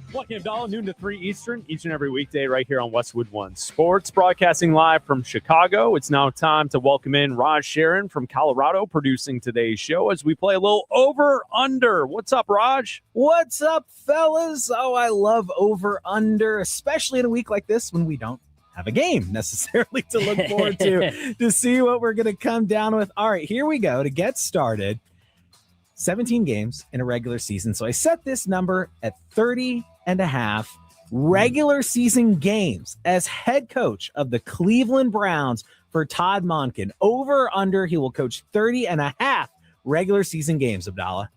Over 2 years. Wow. He gets 2 years. Stefanski got 6. Come on. Stefanski's like a 2-time coach of the year. I know. He was good. He's getting 2 years. Monken's getting 2 years. Especially because here's how I know. All I needed to know is that the owner went over his advisors' heads. If this was an advisor move and you found out that the owner that has him didn't want this, then I would be like, okay, maybe. But if Haslam wants this, he's getting 2 years because Haslam's going to want to prove a point for sure. So he's getting 2 years. I disagree. I think what will happen is that he was wrong in doing so. They get the wrong guy. They fire him next offseason because the owner messed up. So the owner will have a itchy trigger finger and want to go and fix the mistake. 1 year, Todd Monken, under is the selection for me. All right, Bleck, next up, to my knowledge, one voter so far has come out publicly and admitted they didn't vote for Bill Belichick. One, at least from what I've seen. So I set this number at 2.5, which means there'd have to be 1.5 more voters coming out and publicly stating they did not vote for Bill Belichick. Bleck? Okay, so how hot is this story? Like, are we done with the story? And the reason why I ask this is if essentially we're done with the Bill Belichick didn't get in on the first ballot story, then no one else has to come out and say that they didn't vote for Belichick. But if this story is still hot the rest of this week, into the weekend, into next week, where the conversation's still about how could this happen, then I feel like people would be compelled to talk about it and to defend their honor in not selecting Bill. And keep in mind, one of the teams that's in the game next week is New England. So there's a big Patriots emphasis next week. So I'm going to go over. I think we do find out more than 2 more individuals who come out to say that they did not vote for Bill Belichick as the first ballot Hall of Famer. I agree, but it's for different reasons. I think it's over, but I think it's over because they want to let it be known that the process is flawed and they're not flawed. Like, they want it to be known, like the guy from the Kansas City Star wanted it to be known that he thinks that Bill Belichick's a first ballot Hall of Famer, but he wanted to give somebody else a life raft. He wanted, somebody else said, I needed to get, Shanahan in. So I voted for Shanahan and not Belichick. Someone else wanted to say, I disagree with the 1 year rule as opposed to the 5 year rule. Someone will say, I think that Bill Belichick's not done coaching. So I think that you're going to get more people that will come out and say that they didn't vote for Belichick to try to disrupt the process, as opposed to just say, I think he's a curmudgeon and I think he's a cheater. This is why I voted for him because I'm high and mighty. All right, next up, guys, 1.5 more career NBA Finals appearances for Giannis Antetokounmpo. Abdalla? Oh, man. That's tough. I think, he's going to play for at least 8 more years. He's 31. 31. I'm going to go over. I think he can get to 2 more finals. Yeah, I'll go over. Because even when he's old, he'll still go to some team as a ring chaser. So I'll go over. He'll get to 2 more. I'll say over. I'm going to say under. I think 2 more is a lot. In today's day and age where we are not seeing right now, we're in a current span of time in the NBA where teams pop up, they get their chance, and then they don't get back. And it kind of started with the Bucks. They haven't been back. They won the championship in 2021. Mm-hmm. A lot of teams have popped up since then. Denver, Boston, the Thunder, and we know that there are young teams who are fighting for the title this year. You got San Antonio, the Thunder are back. You have the Magic in the East. You have the Pistons in the East. But he might get traded to one of those teams. Well, the teams that he could be rumored to be traded to, you're looking at New York, you're looking at Golden State, maybe Miami. Mm-hmm. I just find it hard to believe that if he's pairing up with someone else, that's going to work to this point where they go on a championship run, right? Multiple runs to the finals. I just don't see it. I don't think that's the way the league is built anymore. I think you have to do it through the draft and keeping your homegrown talent with your team if that's how it's going to be done. And the Thunder are the example. That's how you have to do it. I think the Spurs are following that. I think the Pistons in the East. The Celtics obviously dealing with massive injury this year, so it's a little different with Jason Tatum. But those are the teams, and that's how you have to do it. Pairing up and being dealt somewhere where someone already is an older star, I just don't see it in today's current NBA landscape.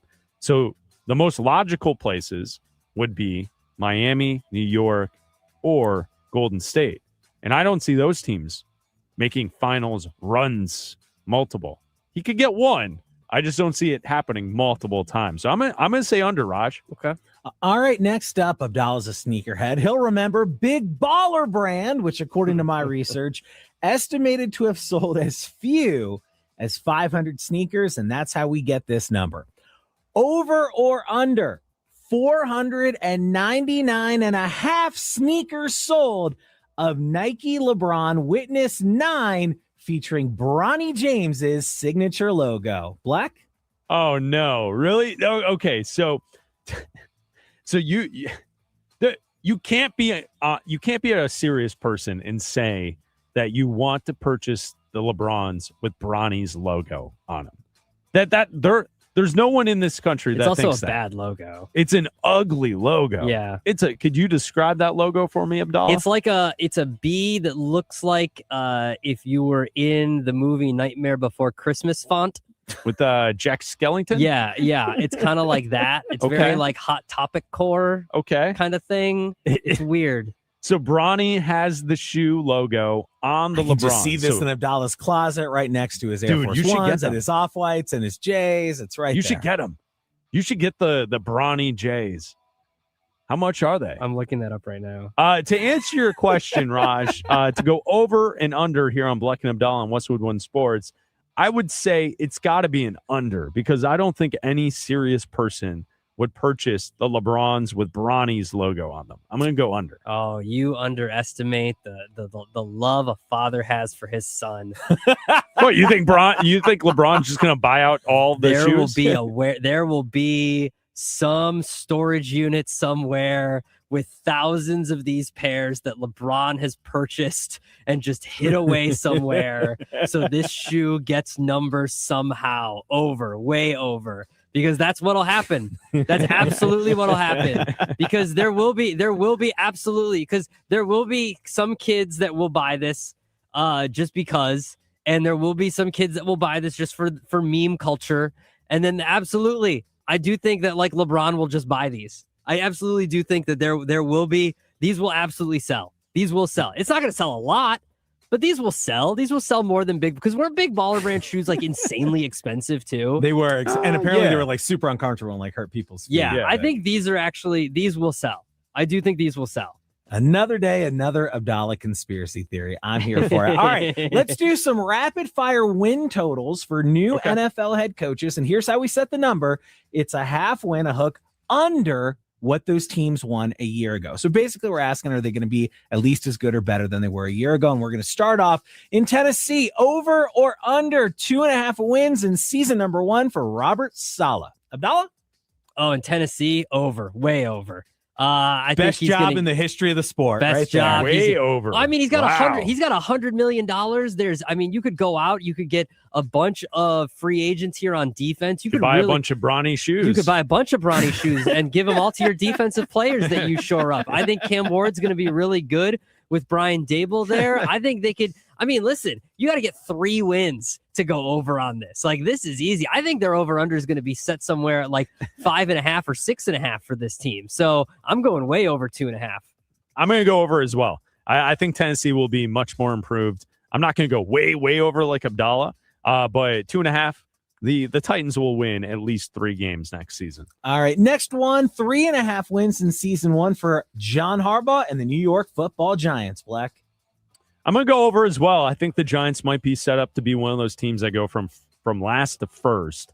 And we see this every season in the NFL. And I think Harbaugh brings stability to the franchise, keep Jackson Dart upright and not in the concussion protocol. And they should be fine because I think they have players on defense and they've got weapons on offense as well. So I think the Giants are set for an improvement this upcoming season. I go over. Yeah, I go over too. Harbaugh coming in is like an instant 2 or 3 win improvement. So again, their win total is going to be set even higher than this. I think their win total comes in at like 6.5 or something like that. I think that the expectation with Harbaugh coming in is like a 7-win season. I don't think they're going to go worst to first or anything like that, but I think they're going to be better. I think they're going to be a team that's like, they're going to be tough to play, is what they're going to be. So I'm going over.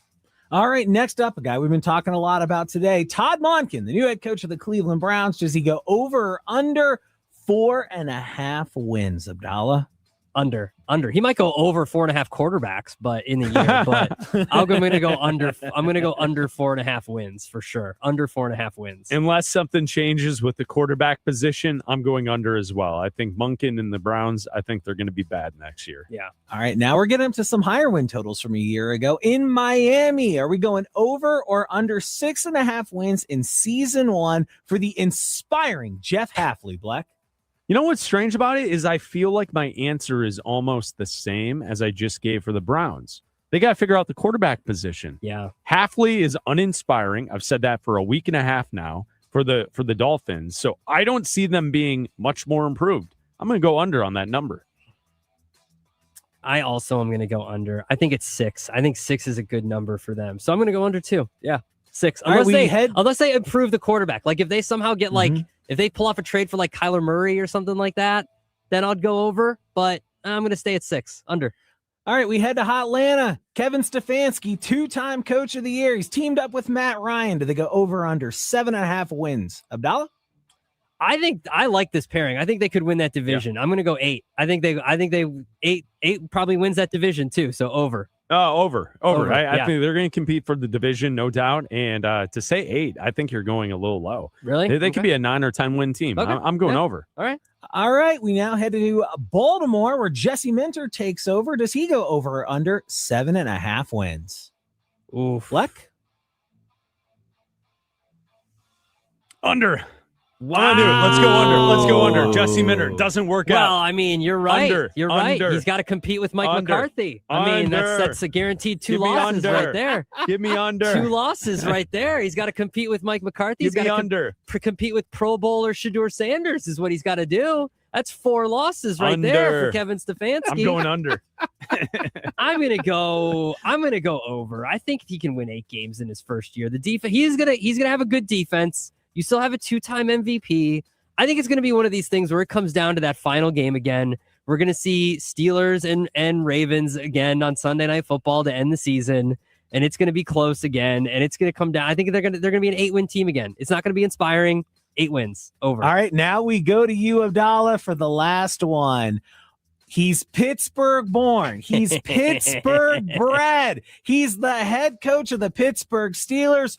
Over or under 9.5 wins in season 1 for the man who's got bangers like Nickelback, Mike McCarthy, Abdalla. Well, just based on what I said, how I think it's going to be tight with the Ravens, I have to go under. Now you go. Well, no, just because. Here's my logic. My logic is this: I said it was going to be tight with the Ravens, and I said over around 8 or 9 wins for the Ravens. So I've got to say 8 or 9 wins for the Steelers. So by logic, I have to say under 8 or 9 wins. So I have to go under 9.5 and not say 10. So I have to say a tight season between the Ravens and the Steelers and go under. That's just, I have to be consistent. You have disgraced the Tom Pelissero slop. All right, go ahead. I've seen that photograph. The slop, the AI generated slop. Yes, for those who don't remember. I'm going to go under. This is the Bengals division next year. Wow. So I'm going under for the Steelers. Mike McCarthy. Cincinnati will win that division next season. All right. So kind of to recap there, fellas, as we wrap up over under, the bad teams, you guys generally, your general consensus is you do think that they're going to be better. Yes. And the teams that had better records that made coaching changes, you don't think are going to be as good. Yeah, except for Stefanski in Atlanta. Yeah, Stefanski. That's the one team that I think we're pointing to that is pretty decent, that I think will be much better. Thank you, Raj. Appreciate it. Thank you, fellas. Bleck Abdalla here on Westwood One Sports, sponsored by Progressive Commercial Insurance, protecting your business vehicles 24/7. See if you can save at progressivecommercial.com. You know, Abdalla, there's something weird going on in Denver with Sean Payton and Bo Nix. We'll tell you about that coming up next. Super Bowl 60 is set. Patriots, Seahawks. Keep listening for all the inside information you need to know on your home for the NFL, Westwood One Sports, and the Westwood One Sports app.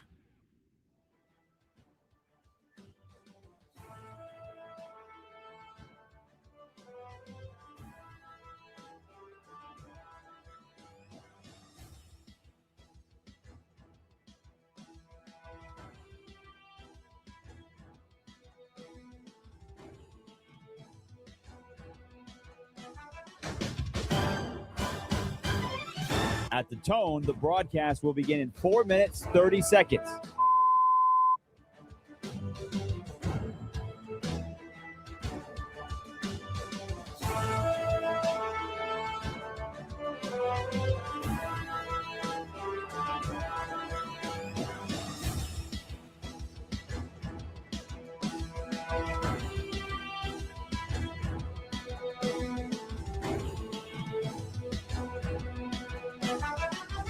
At the tone, the broadcast will begin in 4 minutes.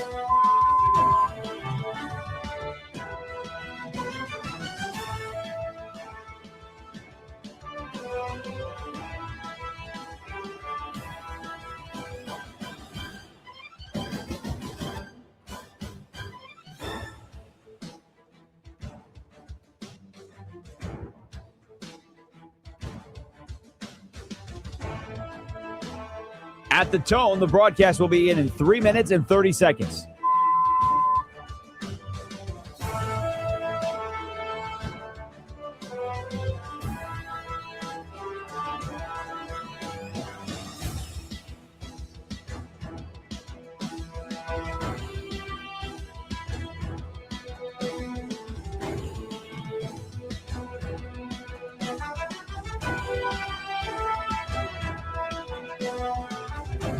At the tone, the broadcast will begin in 3 minutes.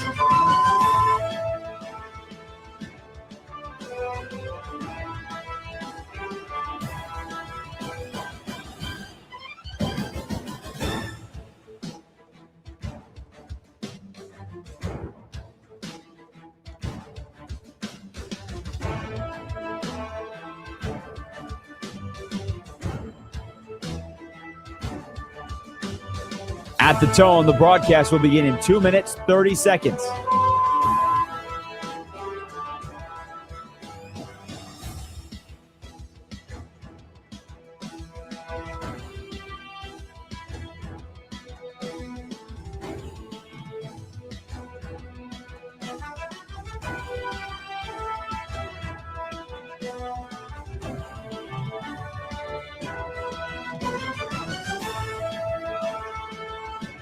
At the tone, the broadcast will begin in 2 minutes.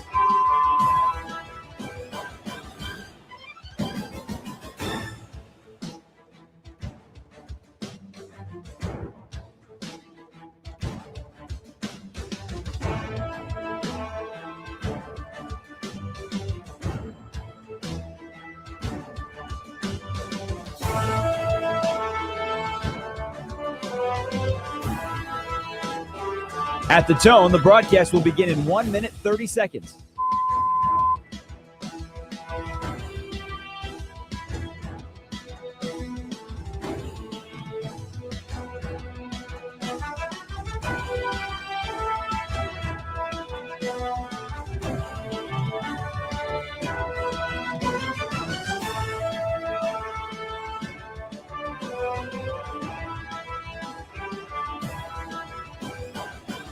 At the tone, the broadcast will begin in 1 minute.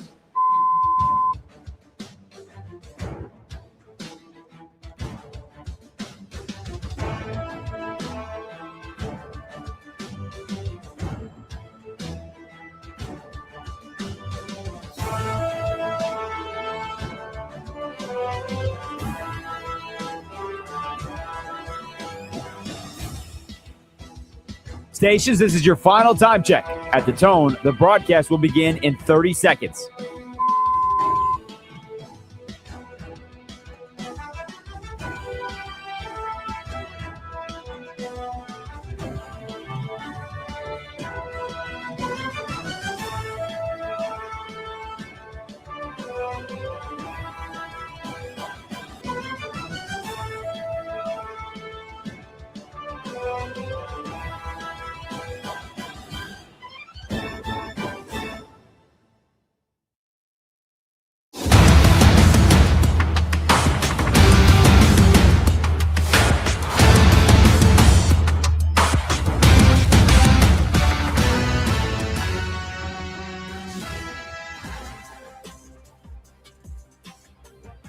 All right, something weird is going on in Denver. Sean Payton implied that Bo Nix had multiple ankle surgeries, right? Like Bo Nix hurt his ankle, broke his ankle. Sean Payton then said that there were multiple ankle surgeries. He also said that Nix's injury was predisposed, that this was something that was happening, and that they kind of knew it was going to happen. And then you have Nix, who spoke to the media, who also didn't quite confirm what Sean Payton was telling the media. It's Bleck Abdalla here on Westwood One Sports. What is going on in Denver with Bo Nix and Sean Payton? The way it sounded originally, the way that I took it when Sean Payton came out and said, well, he was predisposed to this, it was like, Bo Nix isn't drinking enough milk. He's not taking his vitamins. He's got soft bones or something like that. He's got bird bones. Like, what are we doing here? But then, Bo Nix comes out and says, well, not really. That's not how this goes. So it's not good when your quarterback and your head coach are not on the same page. Not a good situation, especially when this is a young quarterback and a head coach, which both you assume are going to be around for a very long time, you hope, because this is a team that should be playing this weekend if Bo Nix was healthy. Like if Bo Nix was healthy, and this is, these guys have not gone after it. It's like a healthy going after each other on the sideline during games, a feistiness. And Sean Payton has talked about it during press conferences. He's a feisty head coach. Yeah, he's a feisty head coach, and Bo Nix is a feisty player. Like he was that way at Oregon, he was that way at Auburn, like all that kind of stuff. So it's not like a bad relationship, but this is something. Okay, so let's go back a couple weeks ago, right? The night of the divisional win against Buffalo. This is what Sean Payton had to say about the Bo Nix injury that night. He's such a strong, faith-based guy. He's sitting in the hallway with his family, and I went over and we're all talking to him. And, he knows, that God's got a plan for him. And he said he had one in high school. And then he said he had one at Auburn. And I said, I didn't realize that. I said, if I'd have known that, I wouldn't have drafted you. So that's what Sean Payton said the night that Bo Nix was injured. So now let's fast forward to Tuesday of this week. This is what Sean Payton had to say about Nix and the ankle injury. What was found, though, what was a condition that was like predisposed right at that they always find a little bit more when they go in, and it wasn't a matter of if, it was a matter of when. So it wasn't, because when you look at the play, you're trying to evaluate it. He said, the doctor, operating surgeon said that this was going to happen sooner than later. Okay, first of all, when you listen to someone like stutter through an answer like that, I think he's trying to cover something. Yeah. Oh, yeah. You know what yeah. It specifically reminded me of? And I know that Raj doesn't have this audio pulled because we didn't tell him about it. Mm-hmm. But do you remember when Russell Wilson was asked about wearing the wristband? Yes.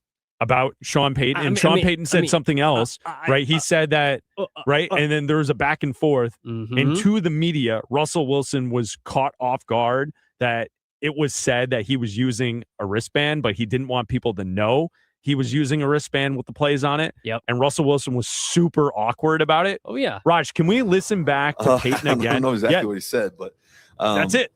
But I think, won a lot of games there without one on the wrist.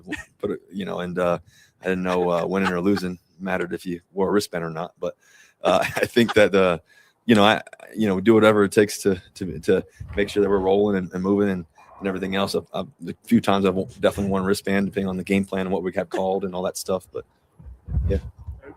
But yeah, so now play the Sean Payton from Tuesday because it sounds just like what we heard there from Russell Wilson. What was found, though, what was a condition that was like predisposed right at that they always find a little bit more when they go in, and it wasn't a matter of if, it was a matter of when. So it wasn't, because when you look at the play, you're trying to evaluate it. He said, the doctor, operating surgeon said that this was going to happen sooner than later. It's incredible. Isn't that what it sounds like? It sounds just like the Russell Wilson audio. It absolutely does. And you know that whether he misspoke or he didn't mean to say that this was gonna happen, or there was something he didn't want to say. Yeah, or he said it incorrectly. There's clearly something going on. There's a miss. Yeah. So here's yesterday. Bo Nix got a chance to talk about this, and he disputes what Sean Payton said. This is Bo Nix yesterday. Nothing predisposed, nothing that was there originally. I might have gotten confused. Didn't have any predisposed issues. Man, my ankles were feeling really good. I don't think he really should share how many surgeries I've had in the past, to be honest with you. But because I don't, he doesn't really even know that. Whoa, What? Bo Nix from way downtown. Bang. Okay. See, then that's why I said, is something going on in Denver? I mean, that you don't really hear quarterbacks around the National Football League outright dispute something that their head coach has said. Yeah. You hear them like tiptoe around something, and maybe, they give an answer where they don't answer a question, but they also don't confirm what was said about them. The fact that Bo Nix outright says that that's not the case and that maybe he shouldn't be saying this, and he doesn't even know what surgeries I've gone through. There's definitely a disconnect between Sean Payton and Bo Nix. Yeah, absolutely. And I think that this is obviously extremely telling of that relationship, but also like, I don't know how do you go about this now? First of all, if you're going to take a head coaching job with a young quarterback, you should probably find out how many surgeries the quarterback's had, especially on like an ankle, arms, any part of the body, really. Well, I mean, isn't that a part of the medicals that the team puts these players through when they go to the combine? You think? Well, and now this has become a thing, guys. Hello, Raj. Hello, guys. Because Sean, if you listen to the quote, he never says he underwent surgery in that very first one. He never says he underwent surgeries, just that he had an ankle. Right. So now we're playing the semantics game. Well, he never really said he had surgery; he just said he had ankle issues. Yeah, he had an ankle issue. He had an ankle issue. He had an ankle. He never said he had ankle surgery. So if No, you're on the Raj, Sean side of it, hey, I never said that. You're in Denver. You're in Stitty City. They never call it that again. That was it. All right. That was it. So like when you have seen and heard this stuff going on in Denver, the perspective there is, it seems like from the outside that there's a rift between the quarterback, who's the face of the franchise, and the Hall of Fame coach. I would not call it a rift. They do argue a lot. Like you can see it during games. Like you can see it on the sideline. Knicks will get frustrated about the play calls coming in late. They've gotten into spats on the sideline. And then Peyton after the game will say that's why he loves Knicks and that Drew Brees was the same way. The narrative here locally, guys, has been that the go-between is Davis Webb, who we are hearing linked to all these different coaching openings, including the Raiders head coaching job, that he's much closer to Bo Nix in age. He's his quarterback coach. Like he's kind of been the go-between between Nix and Sean Payton. And it's something to watch that if Davis Webb either gets the Raiders head coaching position, or if he takes a play calling offensive coordinator position, say in Baltimore with Jesse Minter, or in New York, or, wherever he winds up going, that would suddenly be a new opening of who fills that role as the go-between between Nix and Payton. Which is fascinating because Abdalla and I, what we perceived here, something that we heard without giving away where we heard it. We picked up on the idea that heading into the draft, into that same draft class with Drake May, Caleb Williams, Bo Nix, Jaden Daniels, that Sean Payton wanted Bo Nix as his number one guy. Yeah. Like no matter if even if Caleb Williams or Drake May or Jaden Daniels were all available, that Payton wanted Bo Nix. That absolutely that was the target for the Broncos. Somewhat. I think Caleb, he would have, if they could have gotten up to number one, I think he would have wanted Caleb. What we were led to believe here was that that's not the case. From a pretty decent source. All we'd heard here was he fell head over heels in love with Nix, and he was trying to put out smoke screens that he loved JJ McCarthy, aka 9, because he was hoping that Nix would fall to them. I never heard anything here about Jaden Daniels. I never heard about Drake May. I never heard about Michael Penix, any of those guys. I remember Caleb coming up, and he was just very. Sean Payton was very flattering of Caleb, of like, well, I mean, we always knew he was out, like he was going to be number one, but Yeah, he it's definitely fell in love with Nix. And look, I don't think Sean Payton dislikes Nix at all. I think they get along fine, but certainly there's something going on here, and Davis Webb has been the glue. We're going to talk about Giannis. Where's the best fit? I'll tell you where coming up next. This is Westwood One Sports.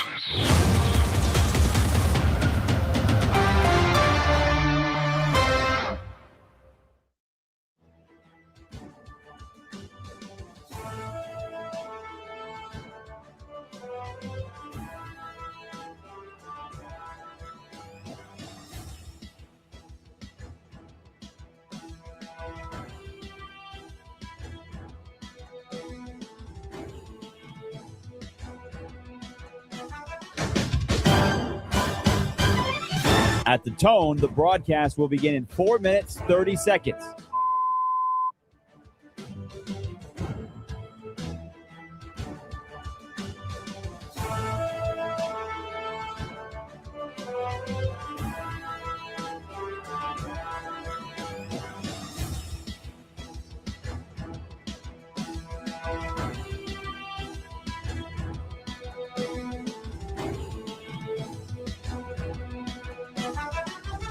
At the tone, the broadcast will begin in 4 minutes.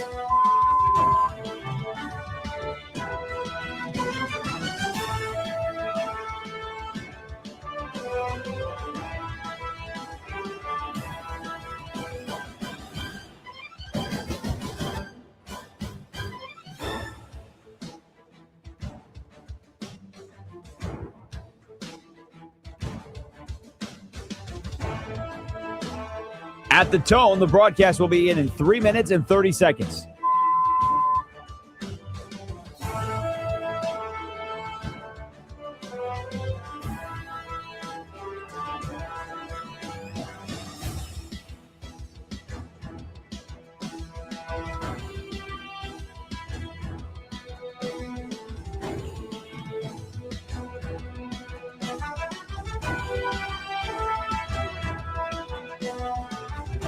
At the tone, the broadcast will begin in 3 minutes.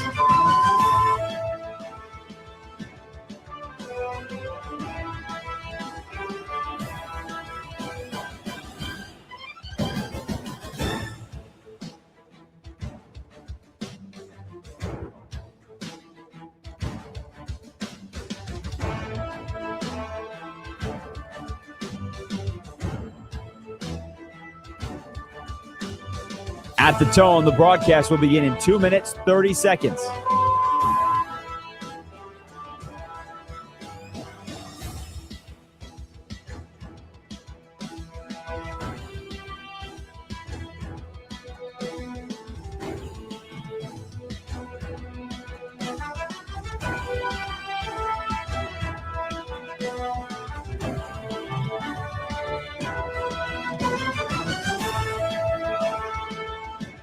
At the tone, the broadcast will begin in 2 minutes.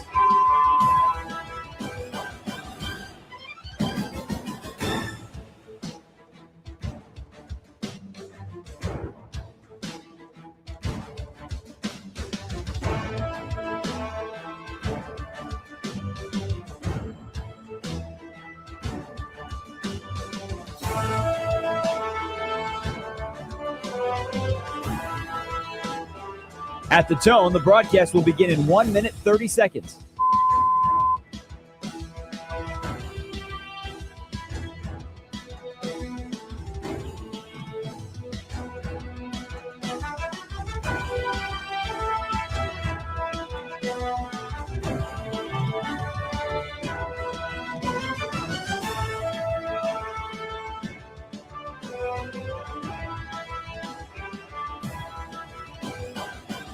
At the tone, the broadcast will begin in 1 minute.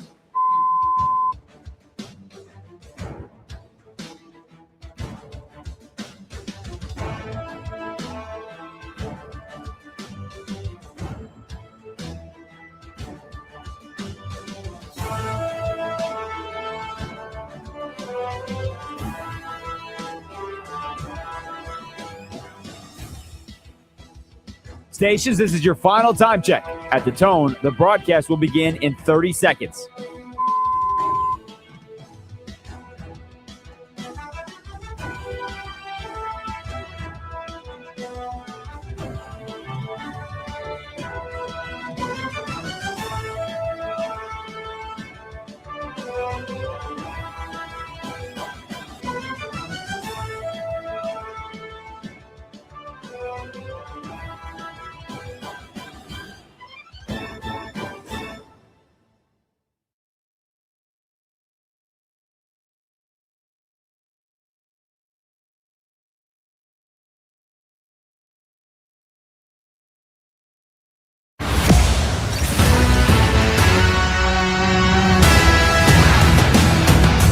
Welcome in to Bleck Abdalla here on Westwood One Sports and the Westwood One Sports app, Sirius XM channel 375, noon to 3 Eastern, each and every weekday right here on Westwood One Sports. Jim Rome coming up at 3 Eastern right here on Westwood One Sports. Live from Chicago, I'm Chris Bleck along with Adam Abdalla. If you want to join the conversation today, you can call us at 310-840-4910. We're talking about Giannis Antetokounmpo and the Milwaukee Bucks because the story broke yesterday that Giannis is ready to move on. The trade deadline is next week in the NBA, and either he's ready to move on now at the trade deadline or he's prepared to move along in the offseason. The story from Shams Charania yesterday on ESPN was saying that the Bucks are now starting to listen to teams and that there are teams who have made aggressive offers to Milwaukee so far for Giannis Antetokounmpo. So essentially, from the story that we talked about yesterday here on the show, is that Milwaukee and Giannis are going to split. And now it's time to figure out the best spot for Giannis to go to and what Milwaukee can get back. And a part of that is in what they receive, is it enough of young players, picks, other items that could get it done where Milwaukee isn't in tank land for the next 10 years? Mm-hmm. Can they have a rebuild, much like we've seen some of the younger other teams kind of try and pull off in recent NBA history, and especially with the way the league is kind of running this season? A bunch of young teams are at the top of the conferences right now. You have both the Thunder and the Spurs in the West. You have the Detroit Pistons at the top of the East. There's other young teams that are playing good basketball. So it's something to keep our eyes on. Giannis Antetokounmpo, the best spot that he could land. I think it's pretty obvious. To me, the best spot for Giannis to land at would be Golden State with the Warriors. Because if you pair Giannis with Steph Curry has the game that I think would go along with the way that Giannis plays, that where the deficiencies in Giannis's game won't kill you in the playoffs. And that is, I think he's pretty easy to defend in a 7-game series because he can't shoot from the outside. Teams pack the paint. They get in front of him. They stop his fast breaks, his athleticism. And that's where the Bucks had trouble, where the offense would grind to a halt in the playoffs, where if you pair him with someone who can shoot from the outside and play off of that, I think Steph Curry would make the perfect running mate for Giannis Antetokounmpo for the rest of his career. I could see that. I think, though, when you look at a team like the Warriors, though, what are you sending back? You always have to look at that. Like, Jimmy Butler's injured. No one's going to take that contract.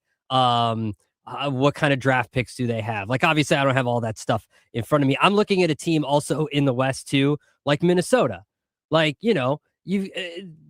they've got shooting as well. Like, I think that he would fit well with Minnesota. Yeah, Anthony Edwards is great. A awesome player who you have to defend beyond the three. Absolutely. And I think that would fit well. He can go inside there. Edwards can be on the outside still shooting. He can be a threat to go inside too. His game translates well to playing there. I think that would be a good fit too. I think Minnesota would be a team that would fit. I'm always a proponent, and I know that the price always goes down when the later you get into the season and when you get into the summer. Obviously, like right now, the price is at an all-time high because you're at a deadline, right? You're at a deadline here next week for the NBA trade deadline, and if you don't get moved now, you've got to wait till the summer. So right now the report is they're asking for all your young players and all your draft picks. Anything that they can get for Giannis, if you want him, you got to give up everything. Once you get to the summer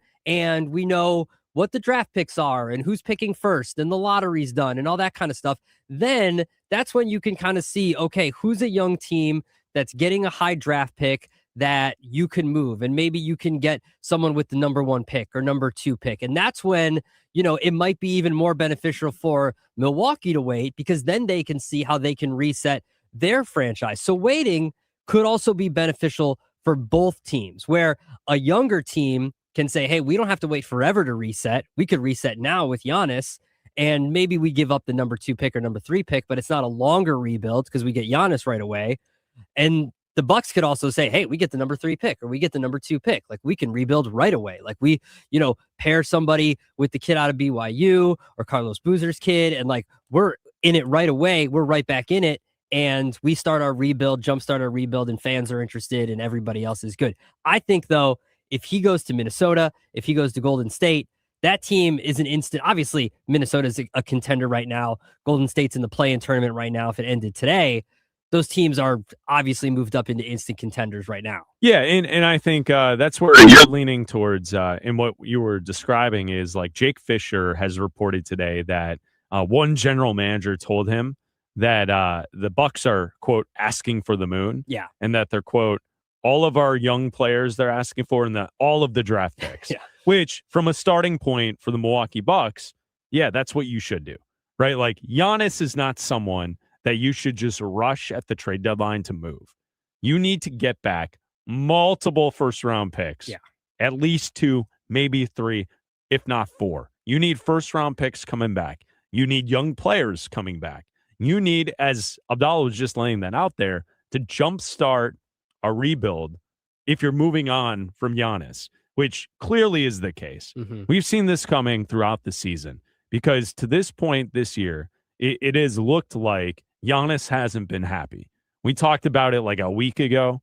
There was a blowout loss to the Thunder at home. Remember, I made the joke heading into the game, rivals week. Yeah. The NBA had rivals week. Yeah. Big time rivals, the Thunder and the Bucks.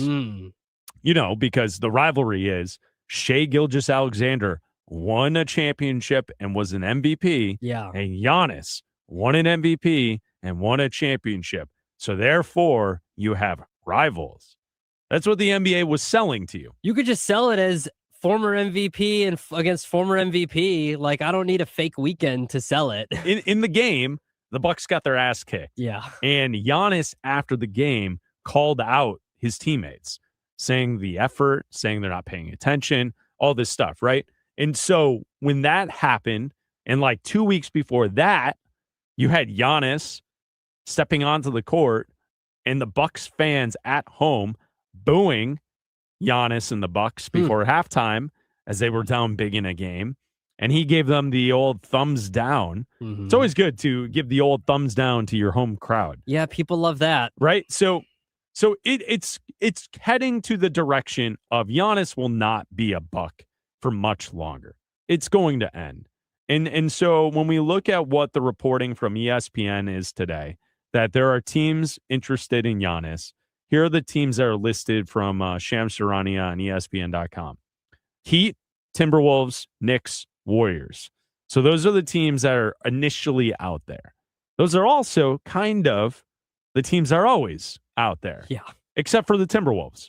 The Timberwolves have made some big moves in recent years, but usually whenever you talk about any top-level NBA star moving, the Heat, the Knicks, and the Warriors are always in the conversation. Miami, it's because of the location, the no state tax, and the fact that they've won multiple championships in multiple different runs. Mm-hmm. So there's proof of concept with the Heat. I get that. The Knicks desperately want to be involved always, right? It's a great basketball city. It may be the best basketball city in the country when things are going well. Oh, yeah. Like the way Knicks fans show up and the way the city of New York supports the Knicks, it's pretty sweet. It's pretty cool. It's great for the NBA. Mm-hmm. So I understand why they're involved. And they've had Jalen Brunson now, and he's a star. He's absolutely a star. But they've been chasing the big, big star 4 years since Melo left, essentially. In Golden State, they're in like a different category because they're holding on to what was cool. Like they're the ones who still have a cable package in your neighborhood. They're your friends who actually still subscribe to cable. And for the young people listening to the show, you used to have to pay a company to give you a bunch of channels. You don't just pay YouTube, or you have a Hulu stream, or you don't even watch TV at all. That's the Warriors. They had a championship. They have an all-time great player in Steph Curry, and they are desperately holding on to the way life used to be. And so every offseason, they enter the offseason with this idea that they can flip a couple pieces here and there, dangle out a Kuminga, and hope that someone can. It sounds dirty. Well, I mean, that's what they've been trying to dangle a Kuminga. Put your Kuminga away, sir. For a year now, and they haven't been able to put the right mix. They felt like Jimmy Butler with Draymond and Steph would give them the right mix to make a run this year. At times this season, they played really well. But at all their times, when others were injured or things weren't perfect, they're still a team that was battling to stay out of the play-in in the Western Conference. It's not like Jimmy Butler paired with Draymond and Steph Curry at this stage was light years ahead of everyone else, and they were the best team in the conference. They were for like a week at the start of the season, and then immediately dropped back down to 7, 8, 9, and that's what they've been battling. Yeah. They have Steph Curry, who still can play and still can be dangerous and still can be one of the best players in the league. He needs a lot of help at this stage. And with their ownership situation with Joe Lacob, he desperately wants to continue to win championships, and he tinkers and he's trying to hold on to what was great while also chasing now. And so I get why the Warriors are involved in a possible team that could be interested in Giannis. The Timberwolves are fascinating. They're not usually the team that's thrown out there when a big top-level player hits the market. They have Anthony Edwards, though. And if you compare Giannis with Edwards, that could work. Yeah. I think that absolutely could work because, you know, what they have with Gobert and Randall now, and if you have to move Randall to then make way for Giannis, I think that would be cool. I think that would be okay. And they'd be really good defensively if that was the case. See, and that's the one I'm looking at out of all of those that are available, because if you're the Heat, what are you giving up? And then what are you going to be after you give up what it takes to give up Giannis? The team is just Giannis and a bunch of dudes, right? Yeah. If you're the Knicks, again, you're giving up everything, and then it's just Giannis and a bunch of dudes. And same with the Warriors. Well, the Knicks could give up OG Anunoby, and they could give up Mikal Bridges, and then still keep Karl Anthony Towns and Jalen Brunson. There's a way to work it out to keep Brunson. You could, yeah, you could. The Knicks theoretically could because they've paid 5 players with max money. I'm saying so they got enough of what the Bucks are going to want. Oh, no doubt. Like if you're a Milwaukee Bucks fan, like that, to take 2 role players from the starting lineup of the Knicks there's not a lot of no one sizzle wants to Karl that. Anthony Towns. Well, no, or the other players that I mentioned. That doesn't really jumpstart a Bucks rebuild, and that would all be in future first round picks. That's what would really determine the package, I'm guessing, because that's kind of how Oklahoma City set up their team now. Yes, they traded Paul George, they traded Russell Westbrook, and they were able to get back future first round picks that they still have. They still have these picks. Yeah, they're still using them. Oh, I know. And now, as an NBA fan, the most fun would be the Timberwolves. To me, the most fun would be the Timberwolves. I want to see Edwards and Giannis play together. I think that defensively that would be great, and we all know that the game kind of shortens in the playoffs. Yeah, it becomes a half-court game, 7-game series. You have to deal with Edwards shooting, and we know that teams can really defend Giannis' shooting in the playoffs. So I would love to see the Timberwolves as an NBA fan. I just think the Heat, you'd have everything that you would give up. You wouldn't have anything. And then it's just Giannis out there. And the Knicks, they can't get it done. The Warriors, I think they're holding on to Steph shooting too much, obviously, because then it's just Steph and Giannis. Yeah. And then what you're going to have to give up Draymond probably because no one's going to take Jimmy Butler because he's hurt for the rest of the year. I saw Ricky O'Donnell put out a piece yesterday suggesting that you could get it done with the Warriors if you put Butler, Kuminga, like 4 first-round picks in it, and you could theoretically keep Steph Curry, Draymond Green, Giannis, and like that's what you're building with. You know, obviously, Giannis covers up a lot of what you're giving up. So, like, to be so fixated on you're giving up a lot of stuff, it's like, yeah, but it's also Giannis is now on your team as a great defensive player. Yeah. A player who commands a double team for sure when he's got the ball. And if it opens up a guy like Steph, then Steph can still shoot. That shot's not going away anytime soon. You know what I mean? So, like, that would be great. I think that's fine. But to me, the Timberwolves, Timberwolves would be number 1. Like, you know, we're talking about getting back first-round picks and the way these teams are building their you know, the rosters going forward in these trades that go down. This upcoming draft, the Oklahoma City Thunder have 3 first-round draft picks. And this is in this year's draft. This is a deep draft, too. It's a deep draft, and they might, at that time, be 2-time defending champions because they're the best team in the league right now, and they won it last year, and they still have 3 first-round picks in this upcoming draft. So, and I think that's where the Oklahoma City Thunder thing, I would not mess up what they have. Although, because they've stockpiled so many first-round draft picks in these various trades over the years, like Oklahoma City could get it done. They could send 4 first-round draft picks to Milwaukee and 1 player. Yeah.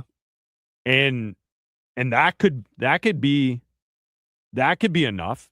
I mean, if I wouldn't do it if I were a Thunder fan. I wouldn't do that because I would like to see this young group grow and have their run and see how it goes.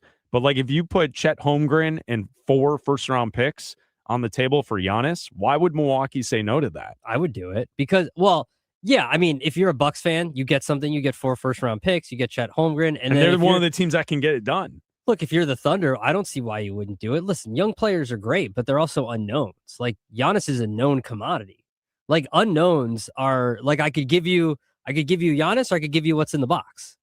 You know what I mean? Like you know what Giannis is. Like the box could be anything. It could be nothing. You know what Giannis is. Giannis is a great player who's got, 8-9 years left in him. Giannis is still a great player. And on the Thunder, I mean, come on. Like if that seems like a perfect trade for both teams.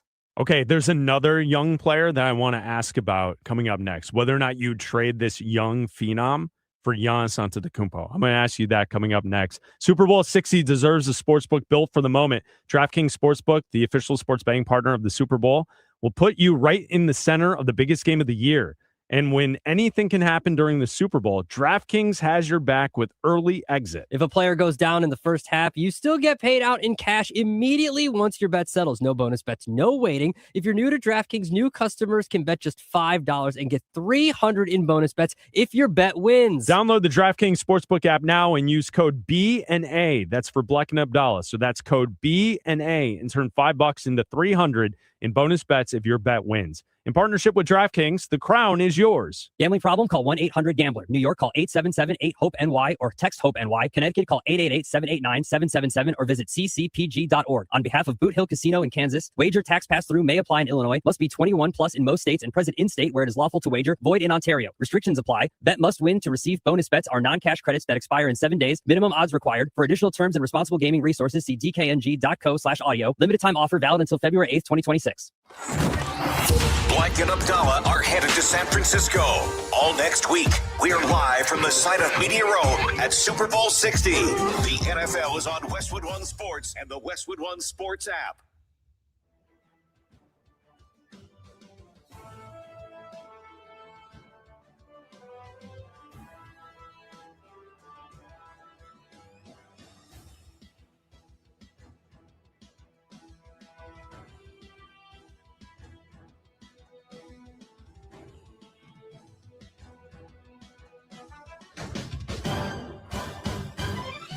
At the tone, the broadcast will begin in 4 minutes, 30 seconds.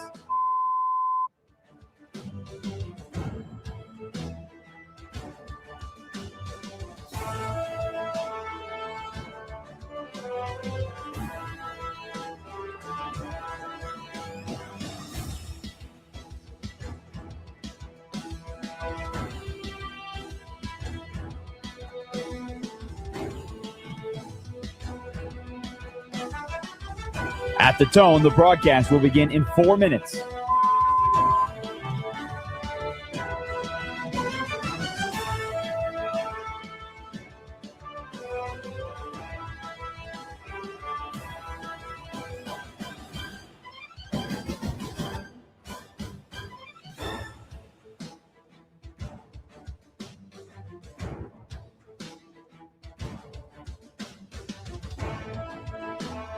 At the tone, the broadcast will begin in 3 minutes and 30 seconds.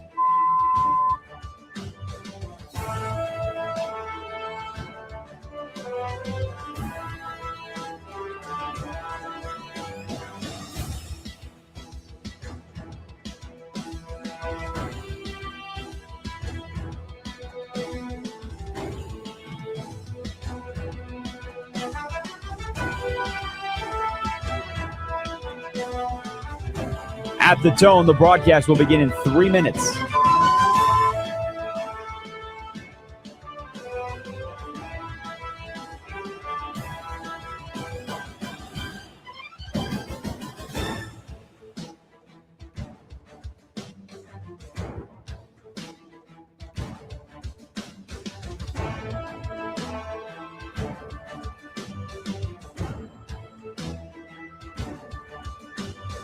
At the tone, the broadcast will begin in 2 minutes, 30 seconds.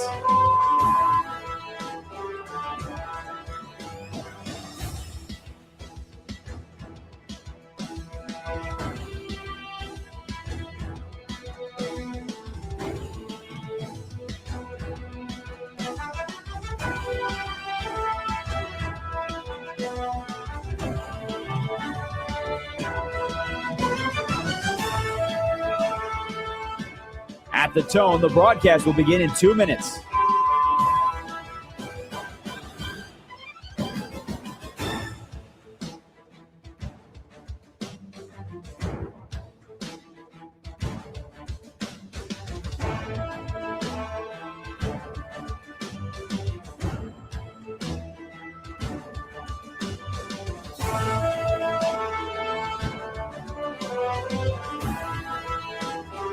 At the tone, the broadcast will begin in 1 minute, 30 seconds.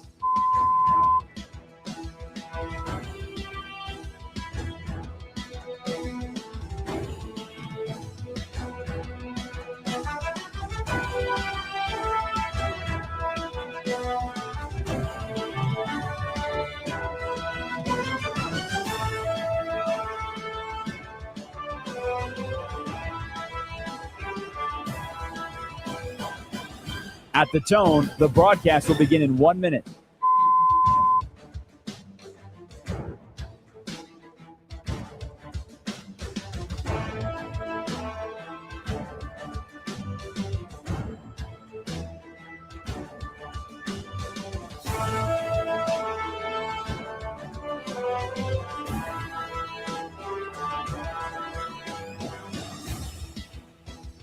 Stations, this is your final time check. At the tone, the broadcast will begin in 30 seconds.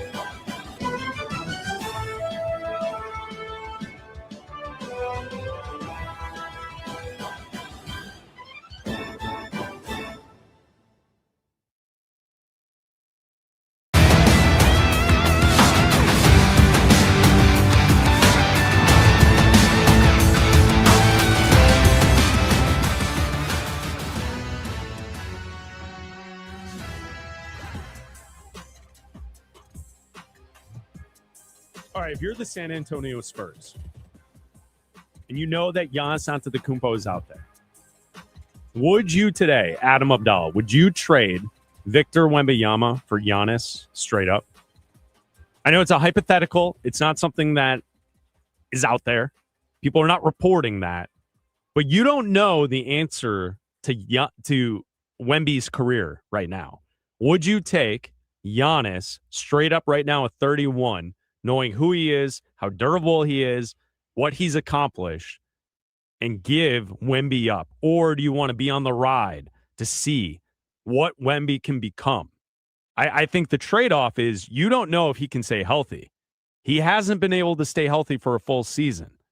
And the way his body is built, I'll be surprised if we're sitting here 10 years from now talking about Wemby having this illustrious career because he stayed healthy for the entire duration of it. Now, I don't want to see him get injured, but injuries change so much in the NBA. Straight up, Wemby for Giannis. Would you do that? I don't think so. I think I would roll the dice with Wembanyama. The problem is he's such a unicorn in the league that when he's healthy, he's insane. He's such a difference maker. Oh, he last night was incredible. Like, he was awesome last night in the fourth quarter. He's the human like there's no amount. Spurs beat the Rockets last night. He had the block on Durant. Human highlight reel. It's they're insane. Incredible. It's insane. And he's such a difference maker, and he does so much up and down the floor that I don't think I would. I think I would be willing to risk what I can get out of the rest of his career, given his age at 22, over what I know I can get for the rest of the 31-year-old Giannis. I still think I'm willing to gamble. And I'll tell you this. It has a lot to do with the organization. It has a lot to do with it being the Spurs. That's fair. Because if it wasn't the Spurs, I would be worried. But the Spurs are a team that could, for lack of a better word, rebound better than anybody. You didn't want to use the word rebound? I didn't want to use a basketball pun. I'm sorry. I didn't want to use a basketball pun. You should apologize to all of us. I know. I'm sorry. They would be able to weather the storm better than anybody. They've proven that they're an organization that can do a really quick rebuild if they need to. Yeah. They can put players around him that if he does get injured for any amount of time, they can weather the storm. I think that they would be fine if he does get injured for an extended amount of time during a regular season or, God forbid for them, during the playoffs. But I would be willing to risk it just because of what he brings and the enigma that Victor Wembanyama is. Yeah, watching the game last night, Spurs beat the Rockets 111-99. I was thinking to myself, like, a part of the appeal of San Antonio right now is they come at you in waves. They have so many good, talented young players, and Wemby just pushes them over the top. Like, even if you remove Wemby from that group, they're still a good team, young team, playoff team. But when Wembanyama plays like he did last night, 29 minutes, 28 points, 16 rebounds, he had 5 blocks from the free throw line. He went 12 for 15 from the free throw line. That is something that will absolutely work in the playoffs. I was sitting there watching it being like, the news of the day yesterday was Giannis is going to be on the trade market. I'm watching, I'm like, what would you give up trying to see how this plays out for something has taken place? No, because he doesn't have a deficiency. Like we just talked about it. Giannis in the playoffs has a deficiency. Yeah, but Giannis is somewhat durable. I understand that. And that, I think that's why I was thinking about it, is that I don't trust Wembanyama to stay healthy, to give all of us who watch sports the answer. Right? Like, I don't want to see what has happened to Zion Williamson. He hasn't been able to stay healthy. We all watched him at Duke. I thought he was the next it guy. We all did. Yeah. It hasn't been the case. I know. If you watch some podcasts, maybe it was because he was doing other things as well. Did you see that clip? I almost sent it to you and Raj, but I figured Raj would not want us to play the clip talking about Zion from yesterday. Who's it? Matt Barnes talking about it, slinging something. Okay, I believe. that's enough. Well, I can say slinging. Yeah, you can. I didn't say what he was slinging. Okay, that's enough. Well, I'm sure people could figure it out. Put your Kaminga away. Put your Kaminga away. Point being is, I would love to see Wemby have 10 to 15 years healthy. You know, the other name that I would point to, talented big, who could do anything on a basketball court, but injuries have totally ruined the way that team expected to participate, going for championships. And his career, Joel Embiid, with the Philadelphia 76ers. Yeah. He's injured every single season. Every playoff run, he's injured. Yeah. So if you know that you have a durable guy who is a top 5 player in the league, would you swap that? No, the Spurs. I think Bucks fans, 100% you would. Of course you would. If you're the Bucks, you do it in a second. But if I'm the Spurs, I don't think I'd do it. Like, you're second in the West. Like, you have a chance. If he stays healthy this year, like, you could win this year. Like, and he's only 22. Like, you've got a full career. You've got 15 years left on this guy if he stays healthy. And I don't see, like, I understand it's rare that a guy of his stature stays healthy, but he's also a rare player. We've never seen a guy like this before. So if he stays healthy, it would just fit what we've seen from him before. Yeah. Like, it would fit Wembanyama to stay healthy because we haven't seen Wembanyama before in the NBA. So if he stays, look, if he misses a week or two here or there, okay. But if he's healthy in the playoffs, this team is the most dangerous team in the NBA. It's Bleck Abdalla here on Westwood One Sports. I saw this. The Broncos are planning a new stadium that will have a retractable roof set to open in 2031. Their owner and CEO, Greg Penner, said that the cold weather and the snow that was forecasted for Sunday's AFC Championship game with the Patriots, that if that were the case, that they would have had to close the roof all day heading into the AFC Championship game if they had their new stadium. Soft. And so this story is on Pro Football Talk, and it's Broncos plan new stadium with retractable roof. They would have closed it in the snow for the Patriots-Broncos AFC Championship game. And Penner gave a quote that we're evaluating the retractable roof options. The NFL doesn't give guidelines or rules around the home setting or whether or not you can open or close a roof. They're a team that is in a cold weather city that gets weather in the winter. And you and I talked about it earlier this week. A part of what made the AFC Championship game fun to watch as someone who's not a Patriots or a Broncos fan was the way it looked. Yeah. The aesthetic of the game. That's football. The snow globe. It was cool to see. And to know that there's another team on the list that's building a new stadium that's going to have a retractable roof. And on the record, the owner is saying that the roof would be closed if snow's going to be there in a playoff game. That sucks. Soft. I hate that. Soft. Can we do like a halftime close? Could you be like, no, snow's a coming? Get the snow in and then close and then the close roof. it. Yeah, and just keep the snow inside as it's melting. Yeah, you just have to deal with the snow on the ground. A part of the fun The is rule seeing. is it's either open for the whole game or closed for the whole game. I know. A part of the fun is seeing the snow fall, though. That's the fun. I know. It's dealing with weather. It's part of the NFL and the owners wanting more and more events in their stadiums. Soft. It's what they want. Every owner wants 10 concerts, 100 concerts a year.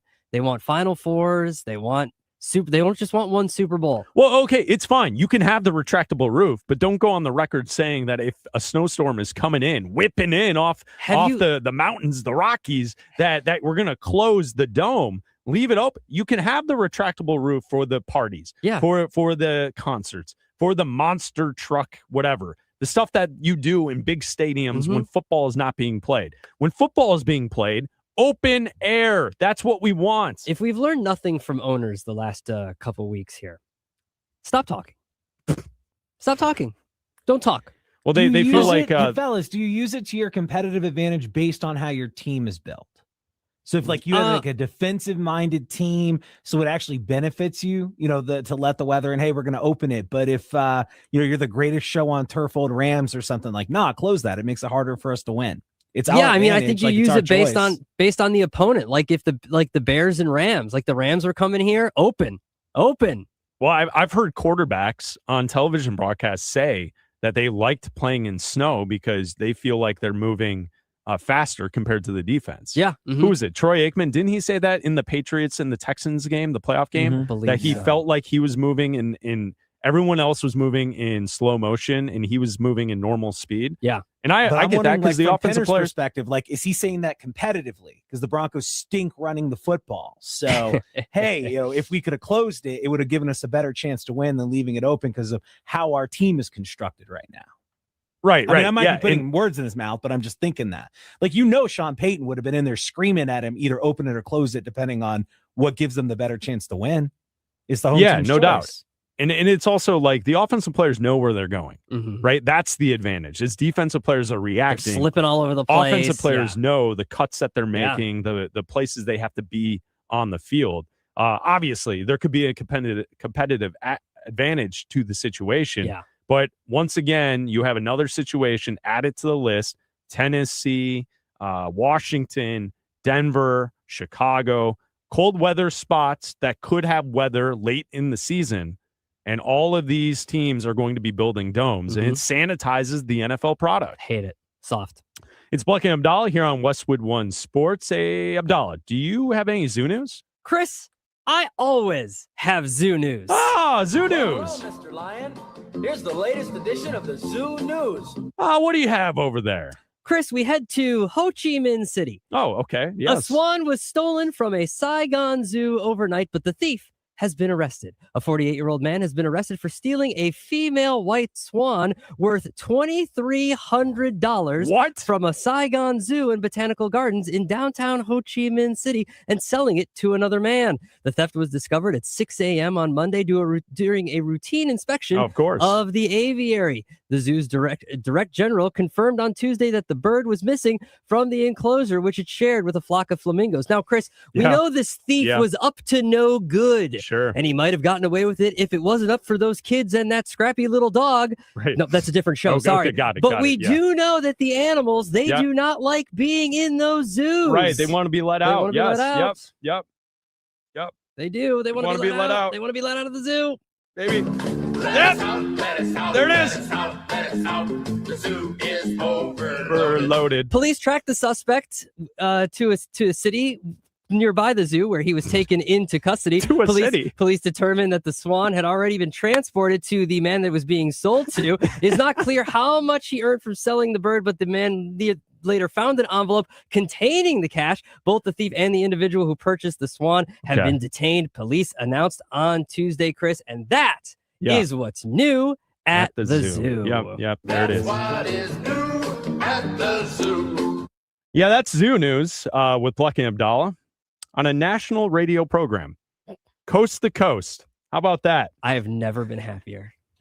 Bleck and Abdalla here on Westwood One Sports. Coming up next, Hall of Fame voters are pushing back. They don't like the way that people are talking about this Bill Belichick situation. We tell you about it coming up next.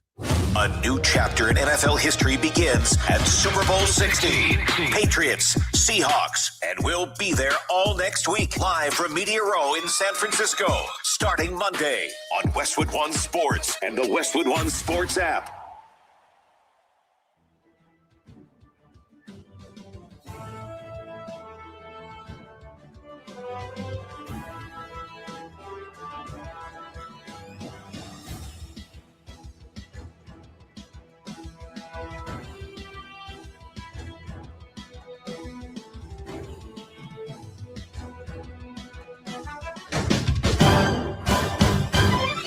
At the tone, the broadcast will begin in 4 minutes, 30 seconds.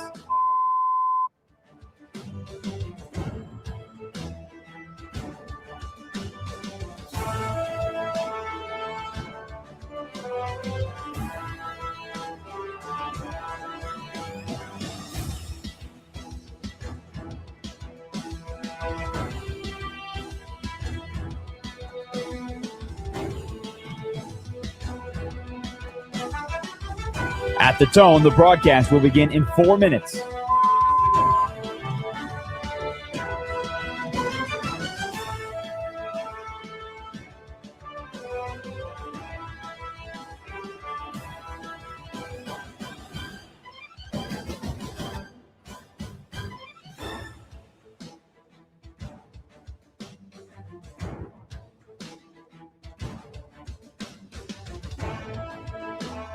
At the tone, the broadcast will begin in 3 minutes and 30 seconds.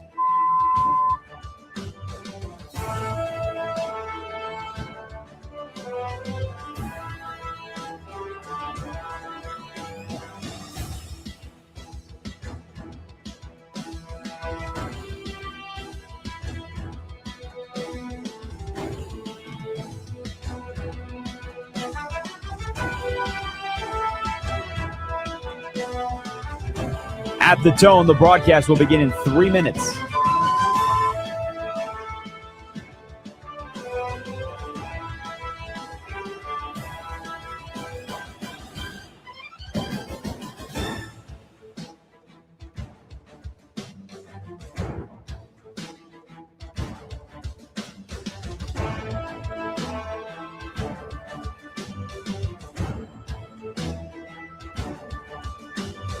At the tone, the broadcast will begin in 2 minutes, 30 seconds.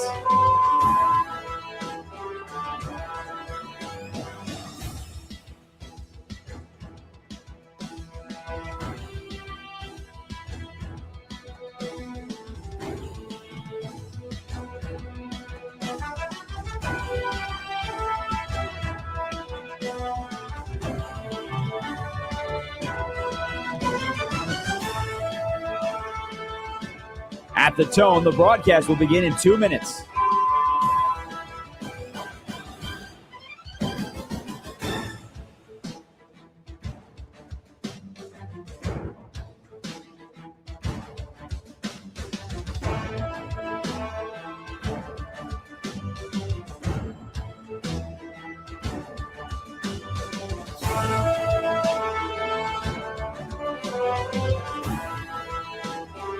At the tone, the broadcast will begin in 1 minute, 30 seconds.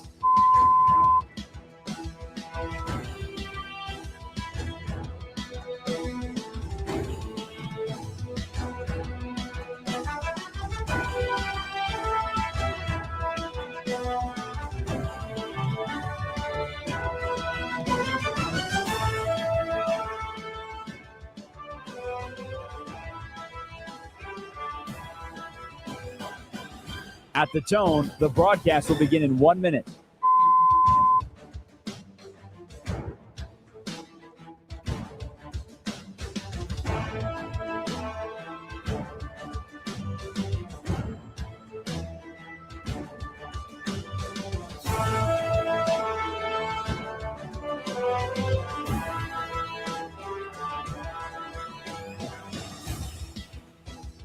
Stations, this is your final time check. At the tone, the broadcast will begin in 30 seconds.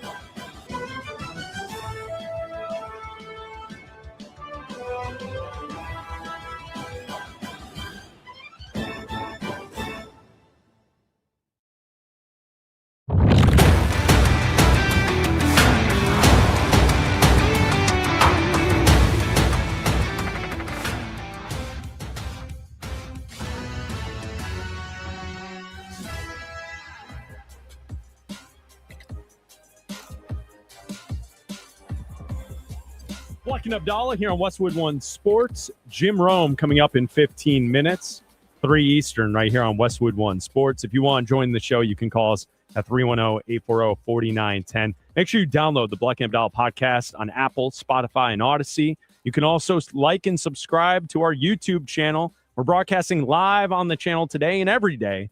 Bleck Abdalla Show on YouTube. Make sure you like and subscribe to the channel. New shows will be broadcasted right there on YouTube with Bleck Abdalla. Thanks to Raj and Laura for producing today's show. We'll be back tomorrow, noon Eastern, right here on Westwood One Sports. All right, Abdalla, one of the big stories of today has been the pushback from those who were a part of the voting process for the Pro Football Hall of Fame, leaving out Bill Belichick as a first-time Hall of Fame head coach.